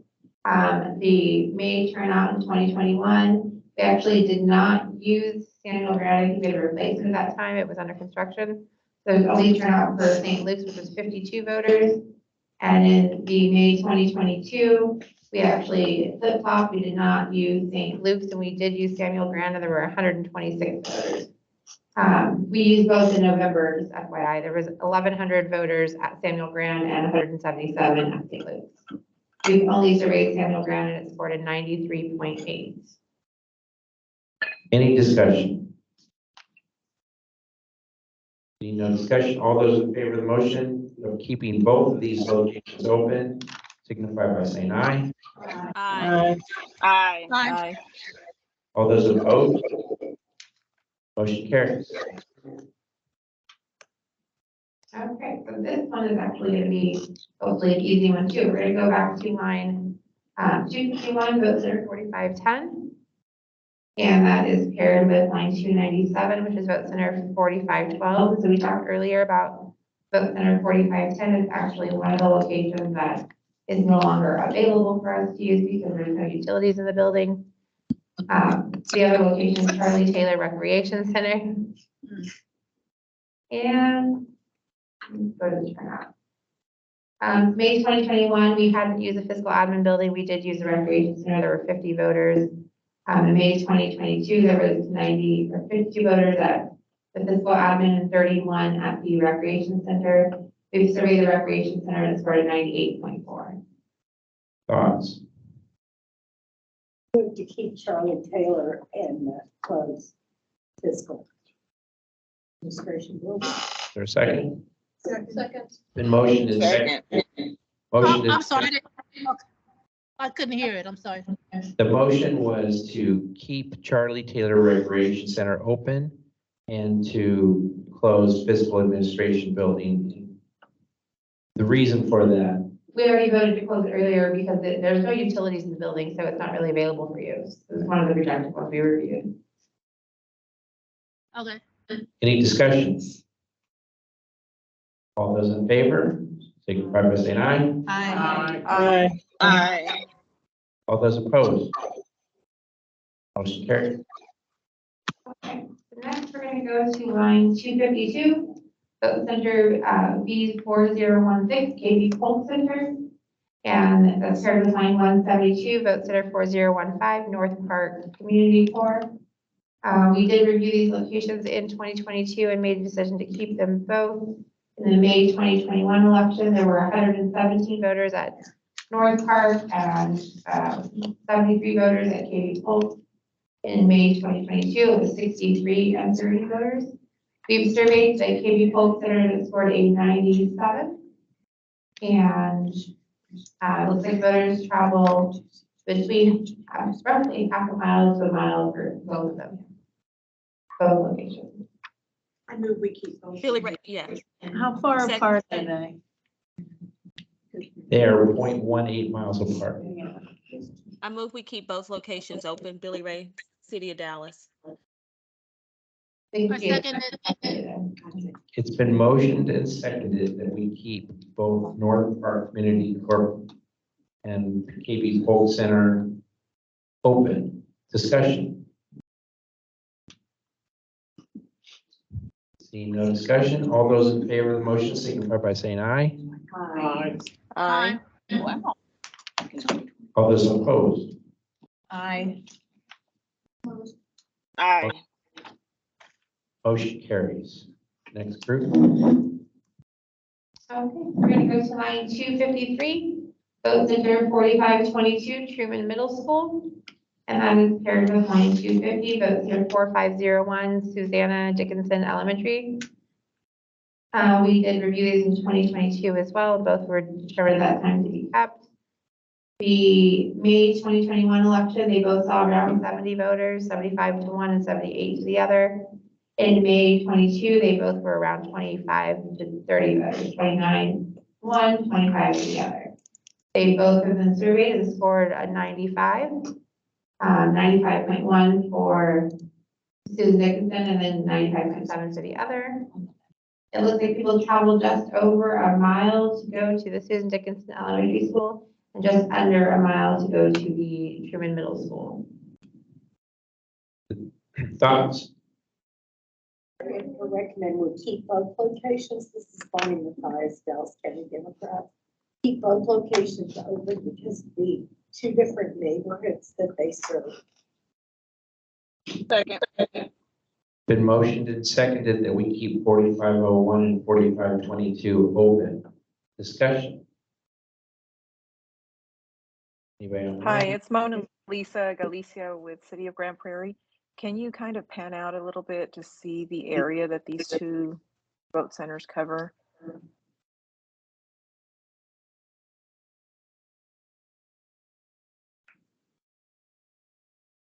Is that okay? Yes, sir. And I just wanted to confirm that they are two really good locations. I know they're really close to one another, but you see the areas, the residential that it does cover. So I'm also in agreement with keeping both if the ISD is amenable to it. Yeah, I agree with Mona Lisa. They do, even though they're so close together, they do service two different types of neighborhood or area neighborhoods, so I agree with that to leave both open. Further discussion? Okay, it's been motioned and seconded that we keep both of these locations open. All those in favor signify by saying aye. Aye. Aye. All those opposed? No. Motion carries. Next group.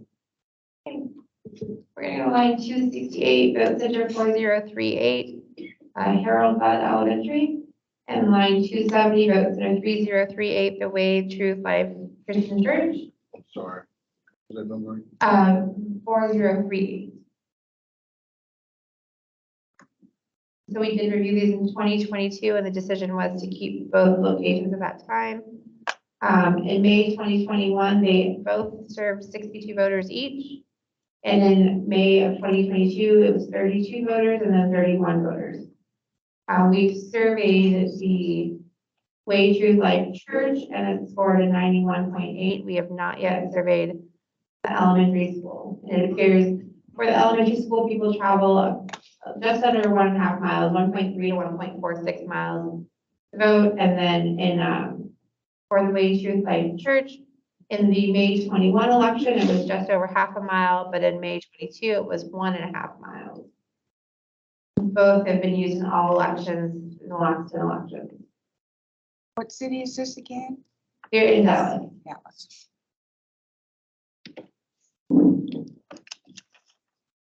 I mean, we keep both locations open.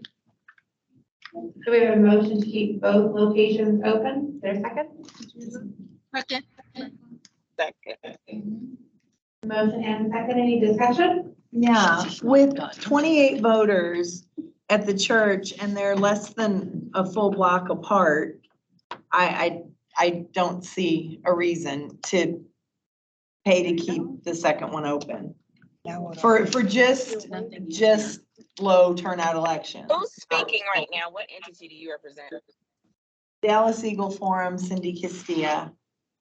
We've closed ones that were further apart with much bigger numbers. And so there's not a continuation of that idea all of a sudden. And so we're getting into really small turnout locations. And I've talked to people who've been assigned to work at those, and they say it's horrible. You don't even feel like you're doing anything or helping anybody because nobody comes in, and then you can't get the workers to want to work again because they're bored. The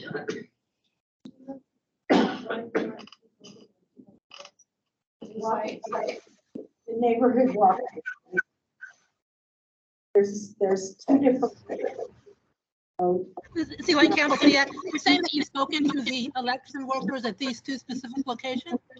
No, a similar location, one that had 22 voters. I don't know what the location was. I don't know where this is. And then like there was a question in the discussion asked to Bonnie to talk about why she's motioning to keep both of them open. So I'm going to have to talk to Bonnie. She's going to get a mic. Both locations, they serve two different groups of people. The church serves people on the closer to that bus line, and the elementary school serves not only the people on the bus line, but the people who have children that go there. Did you say what the distance was the voters went on each vote? Yes, so those are 0.6 miles apart. And the distance in terms of the voters traveling, for the elementary school, in the May 21 election, it was 1.3 miles, and the 22 election is 1.4. And for the church, it was 0.6 miles in 21 and 1.56 miles in 22. Any more discussion? Okay, so I think we can vote. So the motion on the floor is to keep both 4038 and 3038 open. All those in favor? Aye. Aye. All those opposed? Nay. Nay.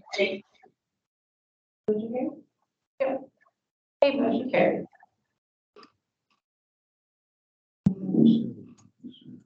I have to apologize. I thought we were talking about the one directly across the street with the gray dot. Oh, you must not have your filter on. I mean, can you help her set the filter to the 300? That might help her. There you go. Get ahead of us. I don't know. You fix me. Okay. Filter here. The next location we're gonna go to is line 269, Vote Center 4075, Bishop Art Team Academy. Line 69, Vote Center 4078, Kids Springs Recreation Center. There you go. Okay, so just get it off the screen. You gotta come up here and sit. We did review these both in the 2022 conversation.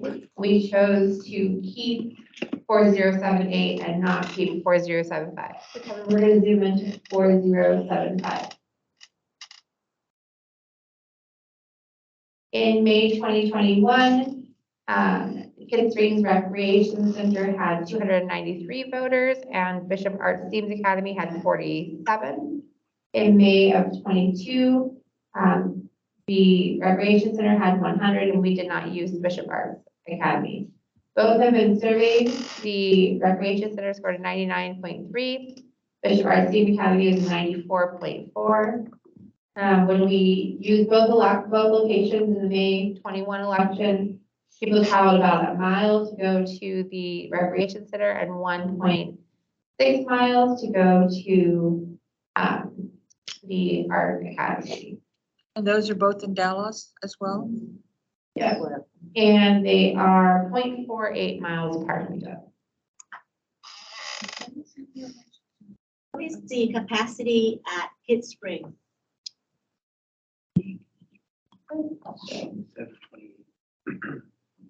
Well, so I don't think this has been updated since the survey, but 728 was our highest turnout election, so there's 728 voters. But I don't think the capacity was updated after the survey results yet. This must have been a recent survey. Does Dallas have their city elections in May as well? Yes.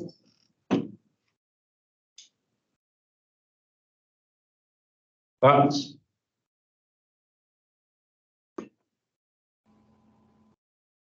This is Bonnie with Dallas County Democrats. I'd like to move we close Bishop Arts Steam Academy and keep Kids Springs.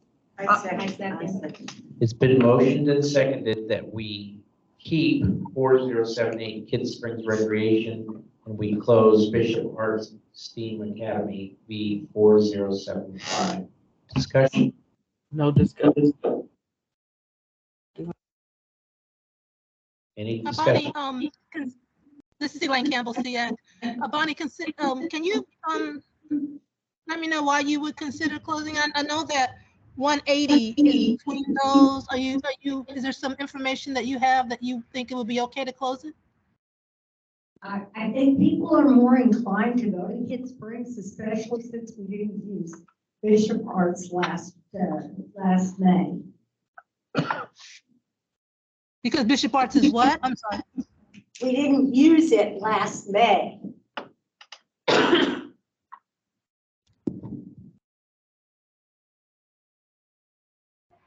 That's because Dallas County only has elections every other year. Or City of Dallas. Oh, okay, so they vote every 2 years. They're, okay, the whole council. Yes. Okay, that makes awful good sense. Thanks, Shanae. You're welcome. Is there anyone on who lives close by there? It seems What is like the that might be a recommendation from the city? Billy Ray, Yeah. aren't you from the city of Dallas? What's your recommendation? To keep Kids Springs, the council has looked at the vote centers and they didn't make any reference to, or the particular council member in that district didn't make any reference to Bishop Arts Steam. So apparently they were okay to eliminate it, but they, I'm sorry, he expressed adamantly to keep Kid Springs. So I don't know if there was an overlook on his part, but I'm okay with it. I have the list from my council members and I'm following that. Very good. Is there a member from Dallas ISD on the call who can reference what their single member representative would say if we close Bishop Arts? This is Orlando with Dallas ISD. I didn't receive any recommendation from the trustee regarding the opening or closure of Bishop Arts. I will say this, I do live in the Kidd Springs neighborhood, and it's a very different neighborhood from the Bishop Arts STEAM Academy neighborhood. And when I say different, I mean completely different. So we're talking about two very different populations in this area. I don't understand that. Thank you. When you say that there are two different populations, you mean that one is definitely not going to go to the other one to vote? I don't understand that. I mean, just explain it to me. That means we don't. What I'm trying to say is that the folks that surround Kidd Springs, they're in a different economic level than the residents around Bishop Arts STEAM Academy.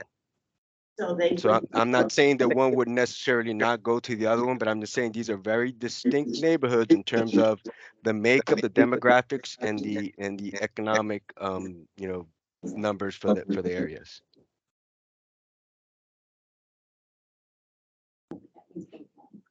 Hi, this is Cynthia.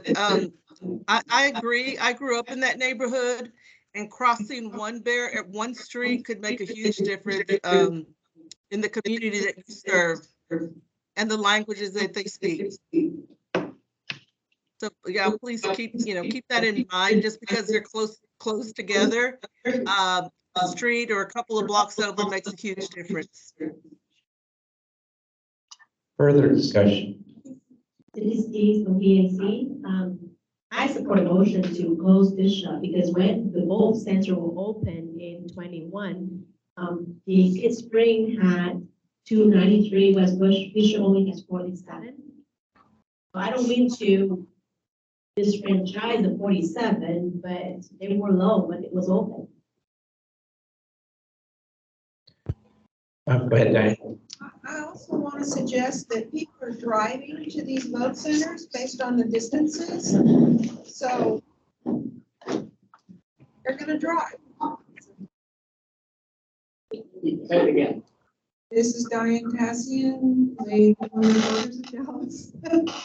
And the distances for travel suggest that they're driving to vote.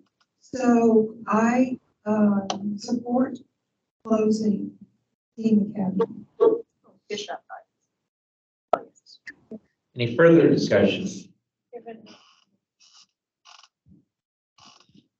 I'm just going to read, there was a comment. Call the question. I got to read a comment from Brooks Lowe. I live in Kidd Springs. The neighborhoods are divided by Davis Street, which is a very busy street. But we've already said. Okay, so what is his recommendation in there? Brooks, do you have an opinion? Yeah, I mean, as I'm not a member of the committee, but yeah, I would recommend keeping both open. Because while the Bishop Arts STEAM Academy isn't used every May, it's used every City of Dallas election. Okay, further discussion. Kevin, go ahead. Kevin Hale, Libertarian Party of Texas. Call the question, please. Okay, the motion was to keep Kidd Springs Recreation and to close Bishop Arts STEAM Academy. All those in favor, signify by saying aye. Aye. Aye. Aye. All those opposed, same sign. No. Motion carries. Next group. That was the same question that I was talking about. See how long it took me? Lily, you have a question? Mute yourself. Lily? Lily, you have your hand raised? Okay, so we're gonna go to line 275, which is vote center 2064, Robert C. Hill Middle School. That is paired with line 89, vote center 2065, which is Victor Hexter Elementary. In May 2021 election, there were 226 voters at Victor Hexter Elementary and 47 at Robert C. Hill Middle School. In May of 22, there were 109 at the elementary school and 43 at the middle school. We have not surveyed the elementary school yet, but the middle school was surveyed at a 97.7. And it looks like people travel between half a mile to 0.96 miles for the elementary school, and on average, the same at both elections, about 0.9 miles to the middle school. Thoughts?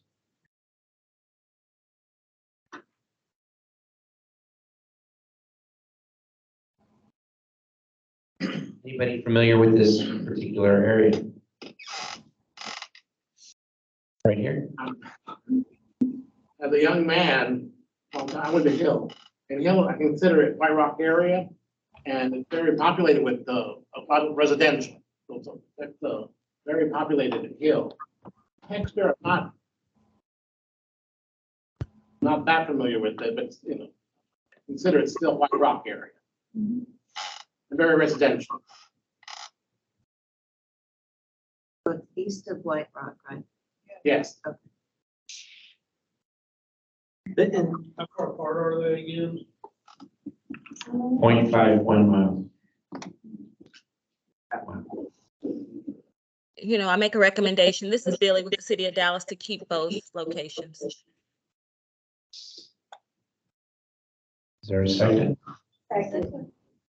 Been motioned and seconded to keep both of these locations. Any discussion? Seeing no discussion, all those in favor of the motion signify by saying aye. Aye. Aye. All those opposed, same sign. Nay. Aye. Thanks. I don't know how you're gonna keep. Motion doing that. carries. Next group. Okay, so next group has 3 locations we're gonna look at. Line 277, which is vote center 2709, Cooper Elementary School. And that is grouped with line 174, vote center 2706, Wallace Etheridge Elementary. And line 197, vote center 2715, Northside Baptist Church. We've previously reviewed Wallace Elementary and Northside Baptist Church and determined to keep those locations. And in May of 2021, there were 106 voters at Wallace, 105 at Northside Baptist Church, and 43 at Cooper Elementary. In 2022, there were 300 at Wallace. We did not use Northside Baptist Church, and there were 85 at Cooper Elementary.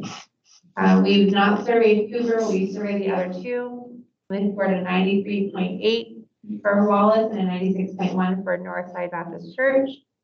And it looks like for either election, people travel just about 3/4 of a mile or so. So it's 0.7 to 0.63 to 0.7 to go to Wallace. It's 0.6 to 0.9. People travel to Northside, and it's 0.55 to 0.6 to go to Cooper. And then in terms of their distance from each other, Northside Baptist Church is 0.48 miles from Cooper, and Wallace is 0.74 from Cooper. Any thoughts? What are Michelle's thoughts with Garland ISD? Oh, hi, David. My thoughts, my thoughts are to close the Cooper Elementary. There seems to be equal distance from that being the midpoint. So those people are either not using it as frequently and they're going to the or they're driving in and using those that are on the outside ring before they get into the neighborhood. Been motioned. What, was that a motion? Yes. Been I'll motion. officially make it a motion. I motion to close Cooper Elementary School and maintain Northside Baptist Church as well as Wallace Elementary. Second. It's been motioned and seconded to close Cooper Elementary and keep the other two. Any discussion? Seeing none, all those in favor of the motion signify by saying aye. Aye. All those opposed? Aye. Motion carries. Next group. Okay, so this would be familiar, I think. We're gonna go to vote center 3019, which is line 279. And that is grouped with both 0010 and 3020. So if you recall earlier, I was having a discussion, we weren't quite there yet. And we can talk about it. So the Martin Luther King Core Building and the MLK Recreation Center, again, those are kind of in a shared complex, and we previously were using the core building. They've since moved us to the recreation center. And so while the core building was previously approved based on the turnout where it was, that location really would like us to transition to the recreation and not use the core building. This is also an early voting location that we use. The other location of this conversation is James Madison High School, vote center 3019.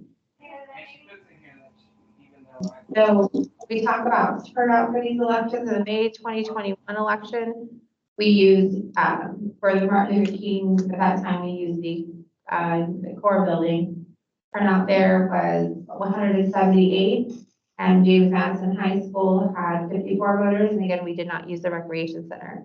In May 2022, we used the recreation center, not the core building, and turnout was 59 at the recreation center and 35 at James Madison High School. The only location that's been surveyed is the recreation center thus far. It's at 96 score.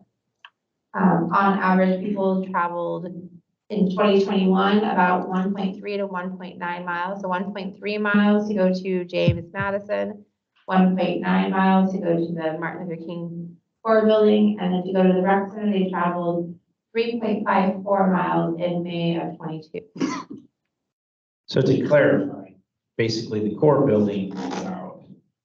And so this is really a choice between if you want to keep the rec center and the high school both open, and those two are 0.16 miles apart.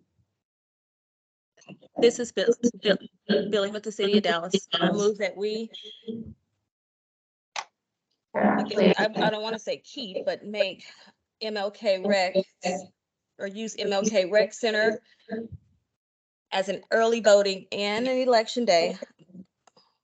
Am I ahead of myself with early voting? Because I want to, as you mentioned, the core building will not, it's not available, and the core building is currently in early voting, but this is not what we're doing here, correct? Will it automatically be an early voting, or do I need to state that in my motion? I guess I'm asking. I don't think you need to make it in your motion, but we heard you. Okay. That's already in the works for our early voting planning. Okay, so then I move that we use the MLK Rec Center and James Madison High School as vote centers. Second. I'd like to hear some discussion on why we should keep James Madison High School when it's so close to the rec center. Because people in South Dallas don't have cars. I'm going to. And it's on the bus line. This is Orlando with Dallas ISD. Our recommendation is to close James Madison. Parking is an issue at James Madison, and again, it's directly across the street from the MLK Rec Center. So we would not be disenfranchising any voters by closing one in favor of the other. Okay, then can I change my motion? Is that okay? Sure. Okay, then we just use the MLK Rec Center as a vote center.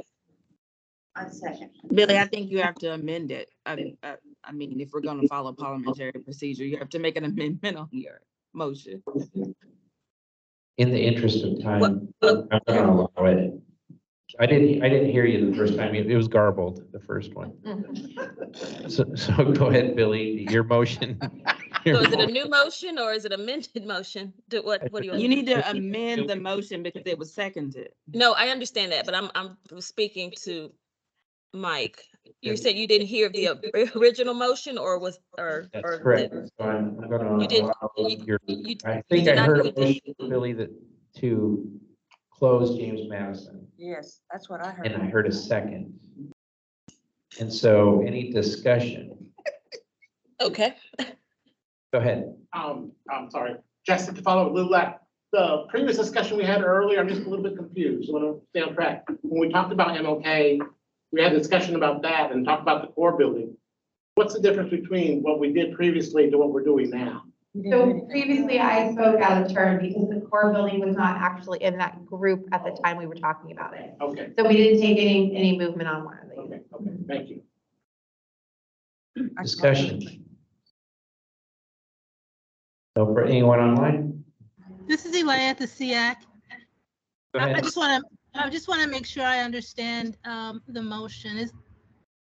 I'm sorry. So the motion is to close the high school and leave both MLK locations that are listed here open. Is that correct? No, the motion is to keep MLK Junior Recreation Center and to close James Madison High School. The core building is out because it's no longer available. Oh, okay. So it's not even on the table. Okay, thank you. Any further discussion? Call for the question, please. All those in favor of the motion signify by saying aye. Aye. Aye. Aye. All those opposed? Motion carries. Next group. Okay, we're gonna go to line 283, vote center 3068, which is Singing Hills Recreation Center. And in that group is line 217, vote center 3060, Otto M. Frudia Elementary. So the May 2021 election, there were 95 voters at the elementary school and 54 at the rec center. May 2022 was 33 voters at the elementary school and 34 at the rec center. Both locations have been surveyed, 95% score for the elementary school and a 97 score for the rec center. Looks like on average, I don't know if there would be an average. In 2021, at the elementary school, people traveled about half a mile, but in 22, they traveled 1.19 miles to go there. And then for the rec center, it went from 1.56 miles distance traveled to 3.18 miles distance traveled to that location. I move that we keep the recreation center and the elementary school. It's been motioned and seconded that we keep both of these locations. Any discussion? Seeing no discussion, go ahead. Sorry. Is there discussion online? Seeing no discussion, all those in favor of the motion signify by saying aye. Aye. Aye. All those opposed? Motion carries. Can I ask how many more groups we have? 4. We have 4 more groups. Now, I just want to, we can get through these 4 groups probably in 10 minutes.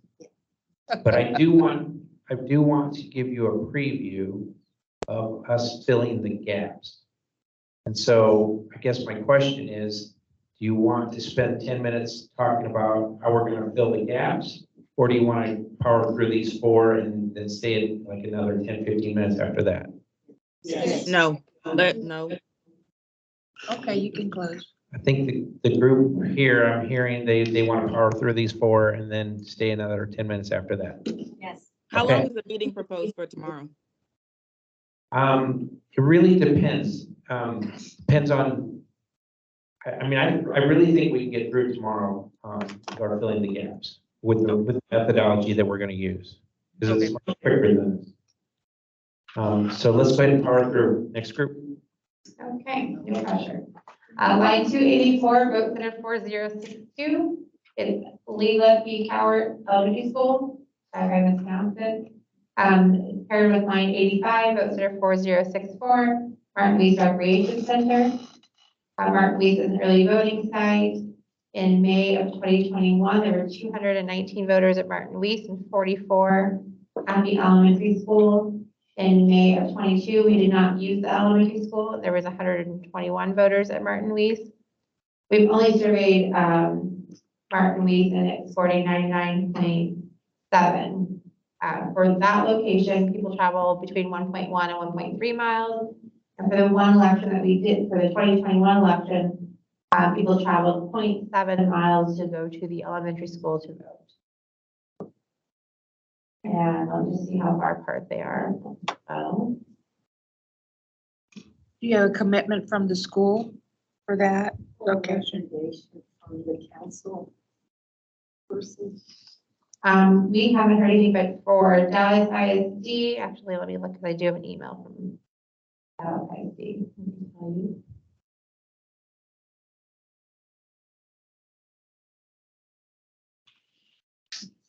So, all they said is that it's available, so there was no recommendation one way or the other from the information we were provided. As far as the city Billy Ray, if you have any information on that. No, as long as we keep Martin Weiss, I don't have any input. I didn't get any input from anyone on the council regarding the school. So I'll second that motion. Is there a motion? Well, I'm hoping that she does. Well, I mean, I guess I'll make a motion to keep both locations, recreation center and the elementary school. Okay, so there's a motion to keep both the recreation center and elementary school. Is there a second? Second. Okay, there's been motion and seconded that we keep both of these locations open. Discussion. See no discussion. All those in favor of the motion signify by saying aye. Aye. Aye. Motion carries. I just got a comment from someone says I can't hear anything. Is something speaking? Did we get muted again? Did you ask for the nays? We're making sure we're not muted because they were saying they Yeah, I'm can't sorry, hear Rick. anything online. All those, I'm sorry, look, I'm gonna revote because I didn't. So all those in favor of the motion to keep both of these locations open signify by saying aye. Aye. Aye. All those opposed, same sign. Nay. Nay. We're gonna do a roll call on this. Go ahead and open our voting.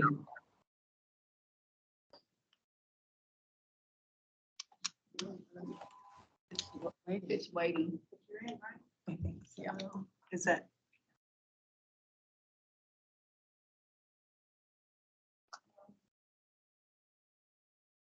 I'm just typing names for y'all. 1 second. And this is in short.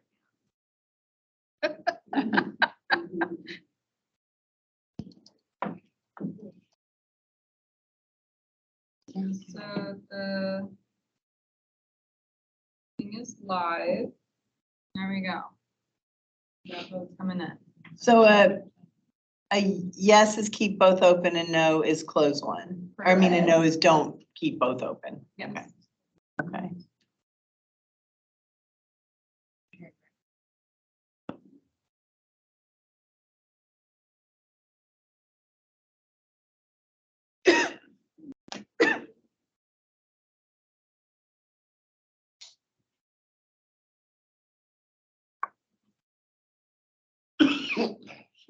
Has everyone cast their vote?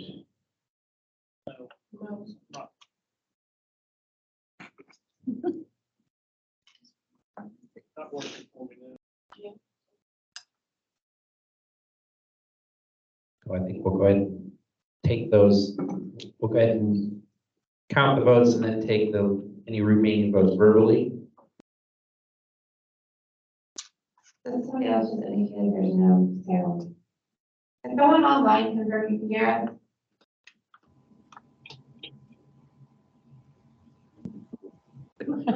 Can anyone online hear us? I can. Kevin Hale, Libertarian Party. Yes, yes, we can hear you. Yes. Yes.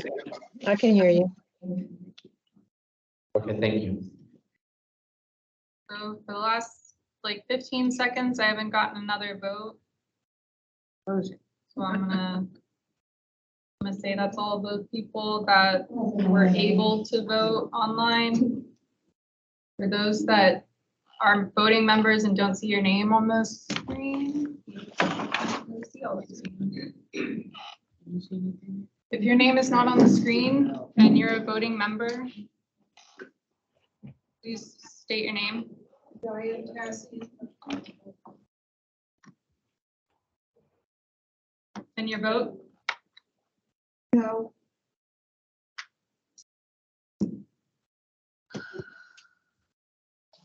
Is there anybody else?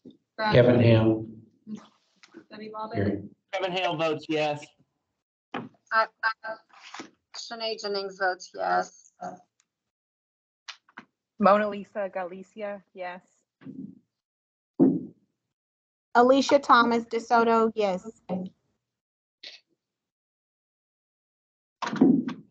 I'm sorry, what was your name? Alicia. Susan Fountain. No.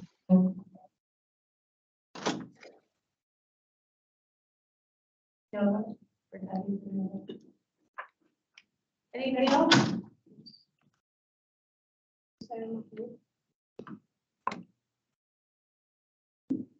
David Pate, no. Is there anybody else in the room or online? Diane? I have Diane.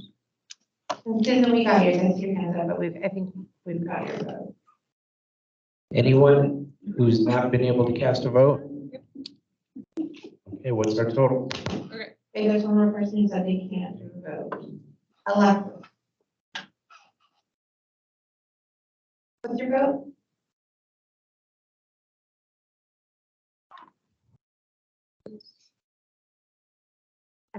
My computer is not your computer. Alexis Denard, do you want to cast a vote?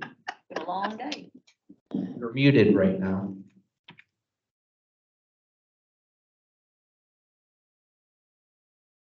Okay, I think we're going to go ahead and close the voting. Okay.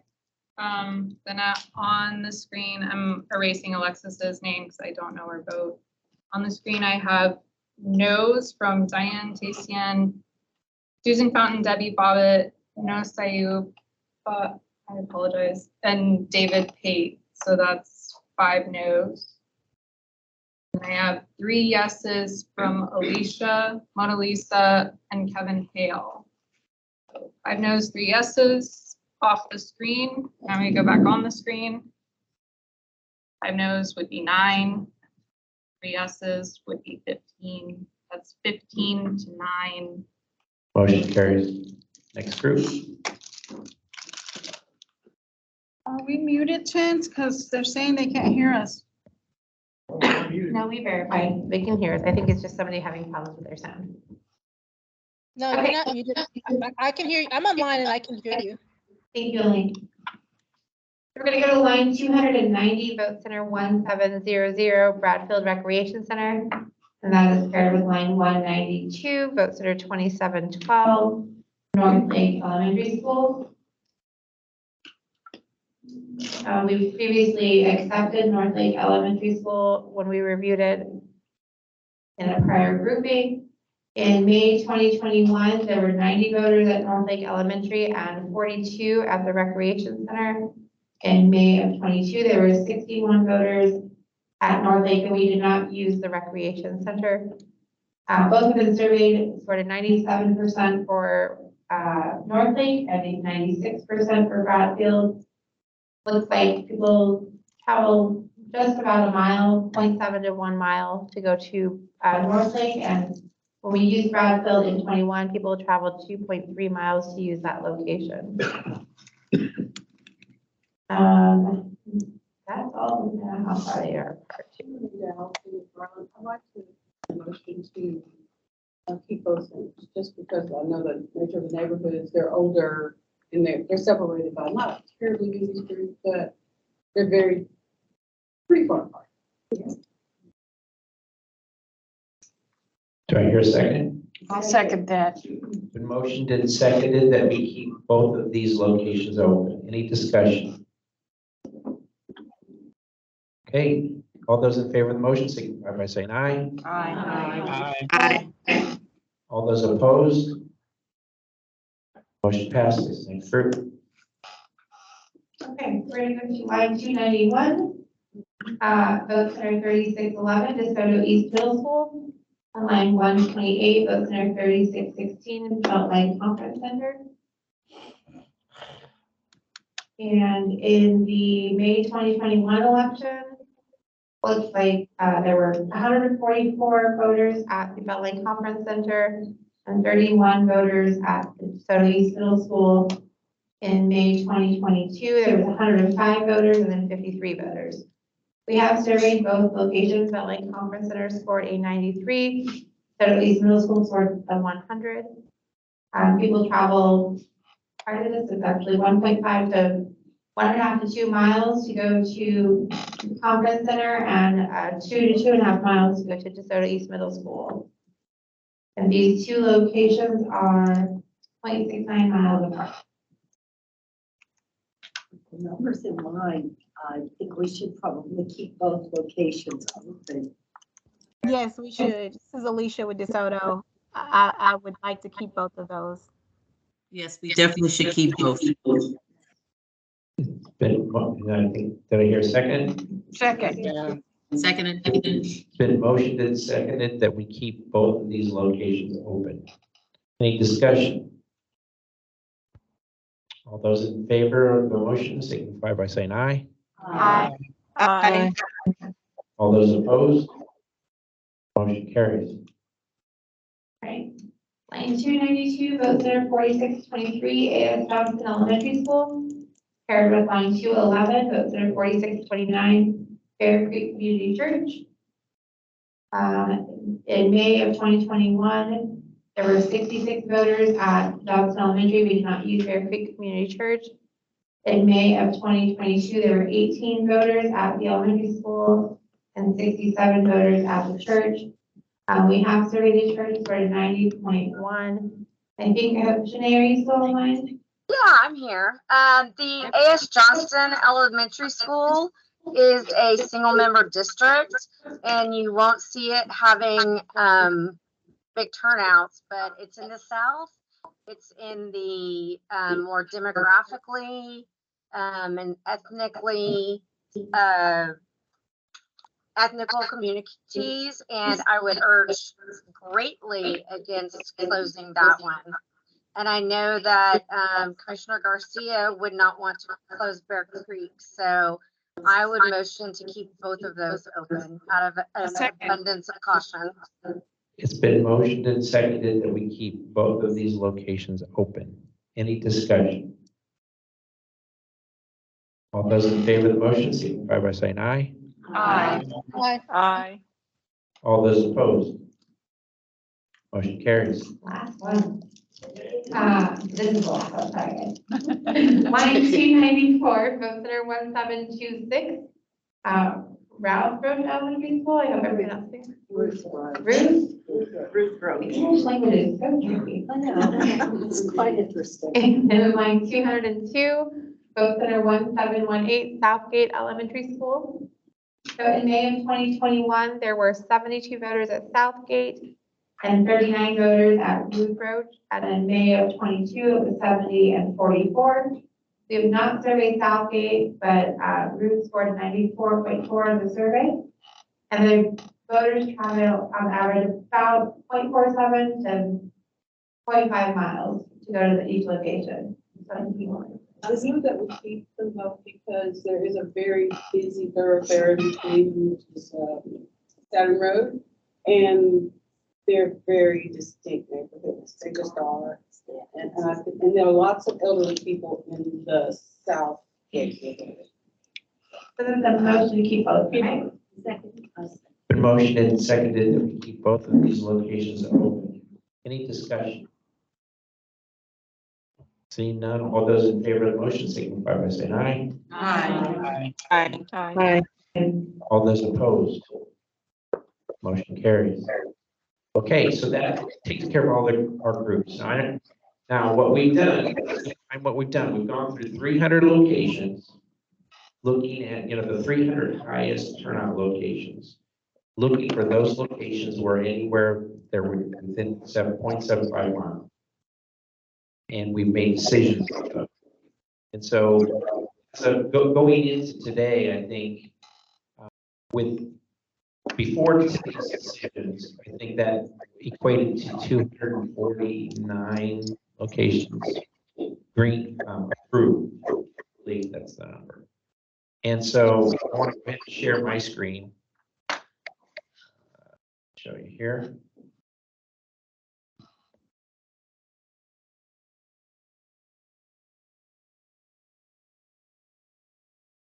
And so what you see here, this is Dallas County with all voters, all registered households with all households with a registered voter as a point. So if I zoom in, you can kind of see there's, probably about 600,000 points here. And what's interesting about this is you can really see how the county is, where there's heavy registration, and then these valleys, river valleys, et cetera, where there's nobody or very few people registered. Wow. So what we want to do is to use this voter registration map to help us find holes. This is a little busy though, this format. And so what we can do with GIS is we can take this same thing, instead of using dots, we can make it color.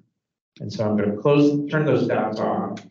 And so basically here's the exact same information in a more usable format. So the darker the area, the more people there are.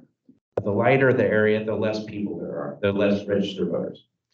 And so what we want to do now is then we overlay the green dots that we've accepted already. And so that's what we've accepted, excluding what we've done tonight. So there'll be a few more green dots on here. What's also, here's the red dots that we've rejected before tonight.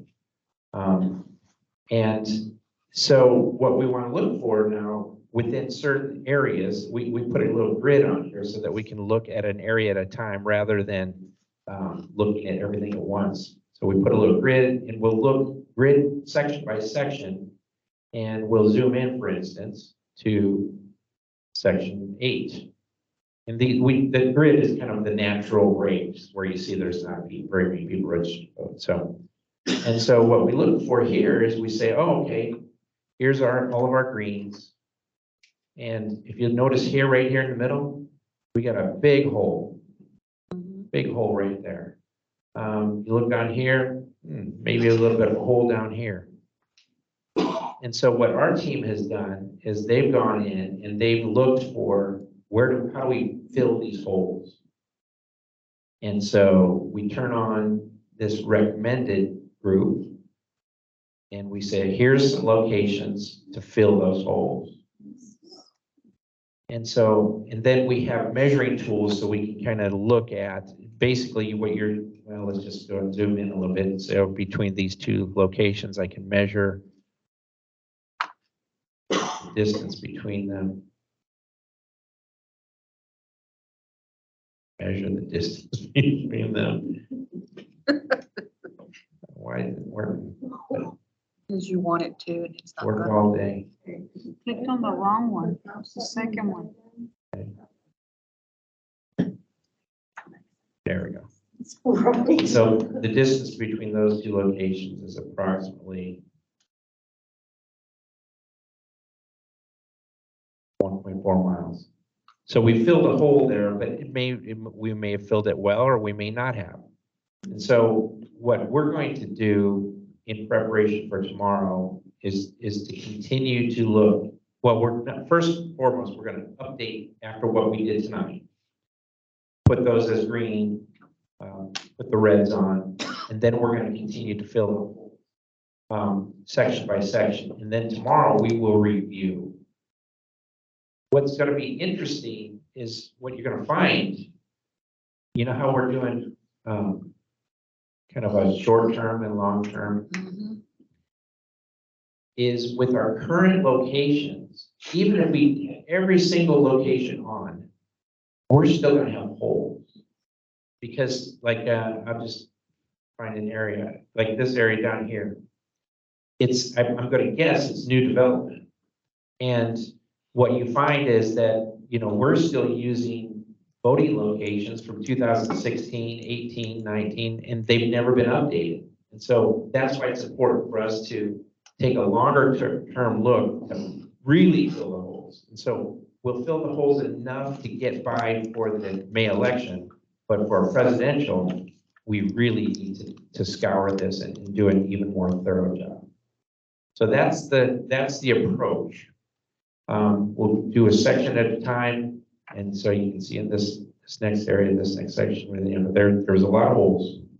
And there's some holes, more holes down south because turnout was lower.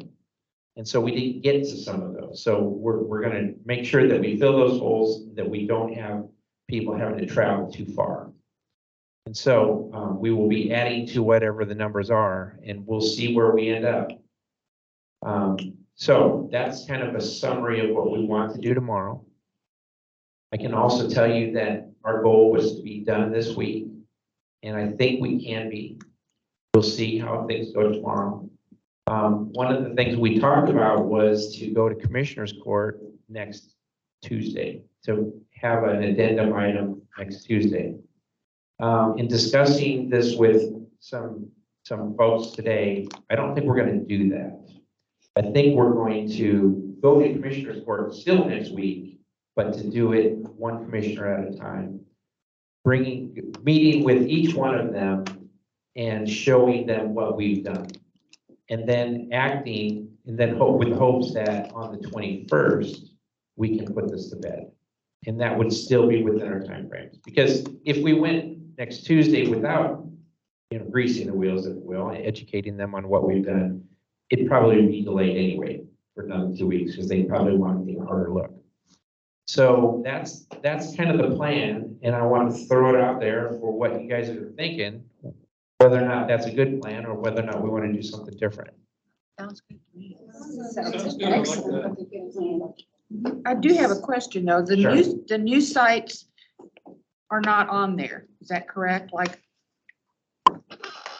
The suggested sites, yes. and that's something we will add. So if we see a hole, and we've got a suggested site, we would say this would be a new site to go ahead and fill one of those holes. Okay, because still I want to be sure Addison doesn't get left out. And Addison, y'all rejected 2, that was fire station. And I wanted one location to be early voting and election day at one, yes. And so I want to be sure that's still on there because I want to keep my job. Just that reassurance just makes me feel better when I leave here. Any other thoughts or suggestions? Mona Lisa online. Mona Lisa, go ahead. Hi there. Would we get a copy or like a list of the suggested sites before tomorrow's meeting? We'll do the best we can. I mean, I think we're still working on it. I mean, we worked on it today. We're going to work on it tomorrow. I think that this map can be live and interactive where you can actually see us working. Okay, Kevin stepped out, but I believe we can do that. We can kind of publish during the day. And so yeah, you can. Where we can, as we make decisions and publish, they can see them. If we can distribute this map. Okay. If there is any way to get it before the meeting, that would be great. I'd appreciate it. We will do that. Thank you. Michael, this is Amy with Richardson. Yeah, go ahead, Amy. Could I suggest that the ones that have been rejected for things such as a fire or no utilities available, could those be coded a different color, not just listed as rejected, so that everyone knows they're not an option? I think we could do that. Sure. And so we'll, right now they're marked red, but we'll have some sort of way to mark it red with a circle around it or some other designation. Okay, thank you. Michael, this is Shanae Jennings from Irving. Can you scroll into the Irving area real quick? There are, the ones that, like Irving Fire Station, I remember we all agreed to keep, and it's still listed as, it's not even listed on there, I don't think. Well, how do we make sure that the ones that we've gone through are on there correctly? And they, I mean, that's part of what our checks, if you will, and that's, and we're dotting our i's, crossing our t's, and we will make sure that that happens. So in other words, there's in addition to this picture, there's a spreadsheet that's attached to it. There's data behind it, so you could always look at that spreadsheet. Yeah, I did look at the spreadsheet. That's how I noticed it was still rejected. So it's still showing Irving Fire Station number 8 to be rejected. That was last updated. Go ahead and speak loud. Okay, so I think I have to say the spreadsheet that you guys have available was updated previously, because what I'm looking at on my end, it says it's currently undecided, back for review. So we'll make sure to get that spreadsheet updated to our current information. I showed Irving Fire Station 8 as undecided, and Irving Fire Station 2 was actually not reviewed because it was number 374 on the list. So it'll be part of the discussion in this map moving forward. But we had decided on 8 because there was no other place. I remember that discussion distinctly. I think that when we brought it to the group, it was marked as rejected. We said we'd have to bring it back. So that was I remarked as undecided to bring back to the group. So we can bring that back up in tomorrow's meeting. Yeah, and I think I have 2 locations to revisit. Yeah, and I think there's a couple other locations that you might have accepted before. And now, after we've done the survey, we've thought it might be problematic. So we'll bring those back to you. Any other cleanup, any other suggested new locations, things like that. So think of it as a lot of cleanup and finalizing before we give it to the commissioners. And now I will say this. I think we'll do the best we can to get done. I think it's possible to get done tomorrow, but if we don't, we could always come back next Monday or Tuesday night, because I probably won't bring this to the commissioners till Wednesday, because they're busy on Monday, Tuesdays. So we do have one more bite at the apple if we don't get done tomorrow. Michael, Cindy with Balch Springs. I noticed on the list that I was looking at tonight, the Balch Springs Rec Center is undecided. Is there a reason why? Because this body hasn't talked about it. Okay. Yeah, it's number 349, so it just wasn't. Okay. The list we got through. Another city secretary, we want to keep our jobs, okay? The lady from Addison, so the fire stations are out. See, we got the conference center, is that correct? Yes, ma'am. What about Lowe's Fieldhouse? We have nothing to do with Lowe's. That's the school. Okay. We just recommended for city locations. Okay. For one place that everybody could vote, and it's close to the train, the belt line or silver line is going by there. So that was one of the key reasons. Those bills have been accepted by VCAC already. Michael, I don't know about other cities, but Garland has council meetings on Monday and Tuesday night next week. But there may be some other cities where folks have council meetings on Monday. Wednesdays work well, or Thursdays, whatever, but Mondays and Tuesdays, I think, can be problem. Okay, good to know. I always forget that. And some of it has conflict with tomorrow's meeting, so. Yeah. Yeah, there are some people who. There's always Saturday. So we'll work. Who said that? I mean, we will work as hard as we can to get tomorrow done. And if not, maybe next Wednesday, and we can put it to bed Wednesday and then go visit with the commissioners Thursday, Friday, and then the following week. We still got a little bit of runway. Okay, but I gotta tell you guys, fantastic job. You guys have made tremendous progress, and I think we've made some really good decisions. So thank you so much, and see you tomorrow. Oh, I don't know that it's gonna make a difference, because I think we're gonna keep going. Melissa, is that group gonna be for tomorrow night, or is that possibly next week? It's gonna be reviewed on this map, so I just don't know which order we're going in. Does that make sense? Yeah, but it could possibly. Hi, I'm Irma Parker. You're welcome. Nice to meet you. But has it been, They want to go home. Oh. It's fine behind you. No, you're fine. has it been, surveyed? I'm so glad I was here tonight.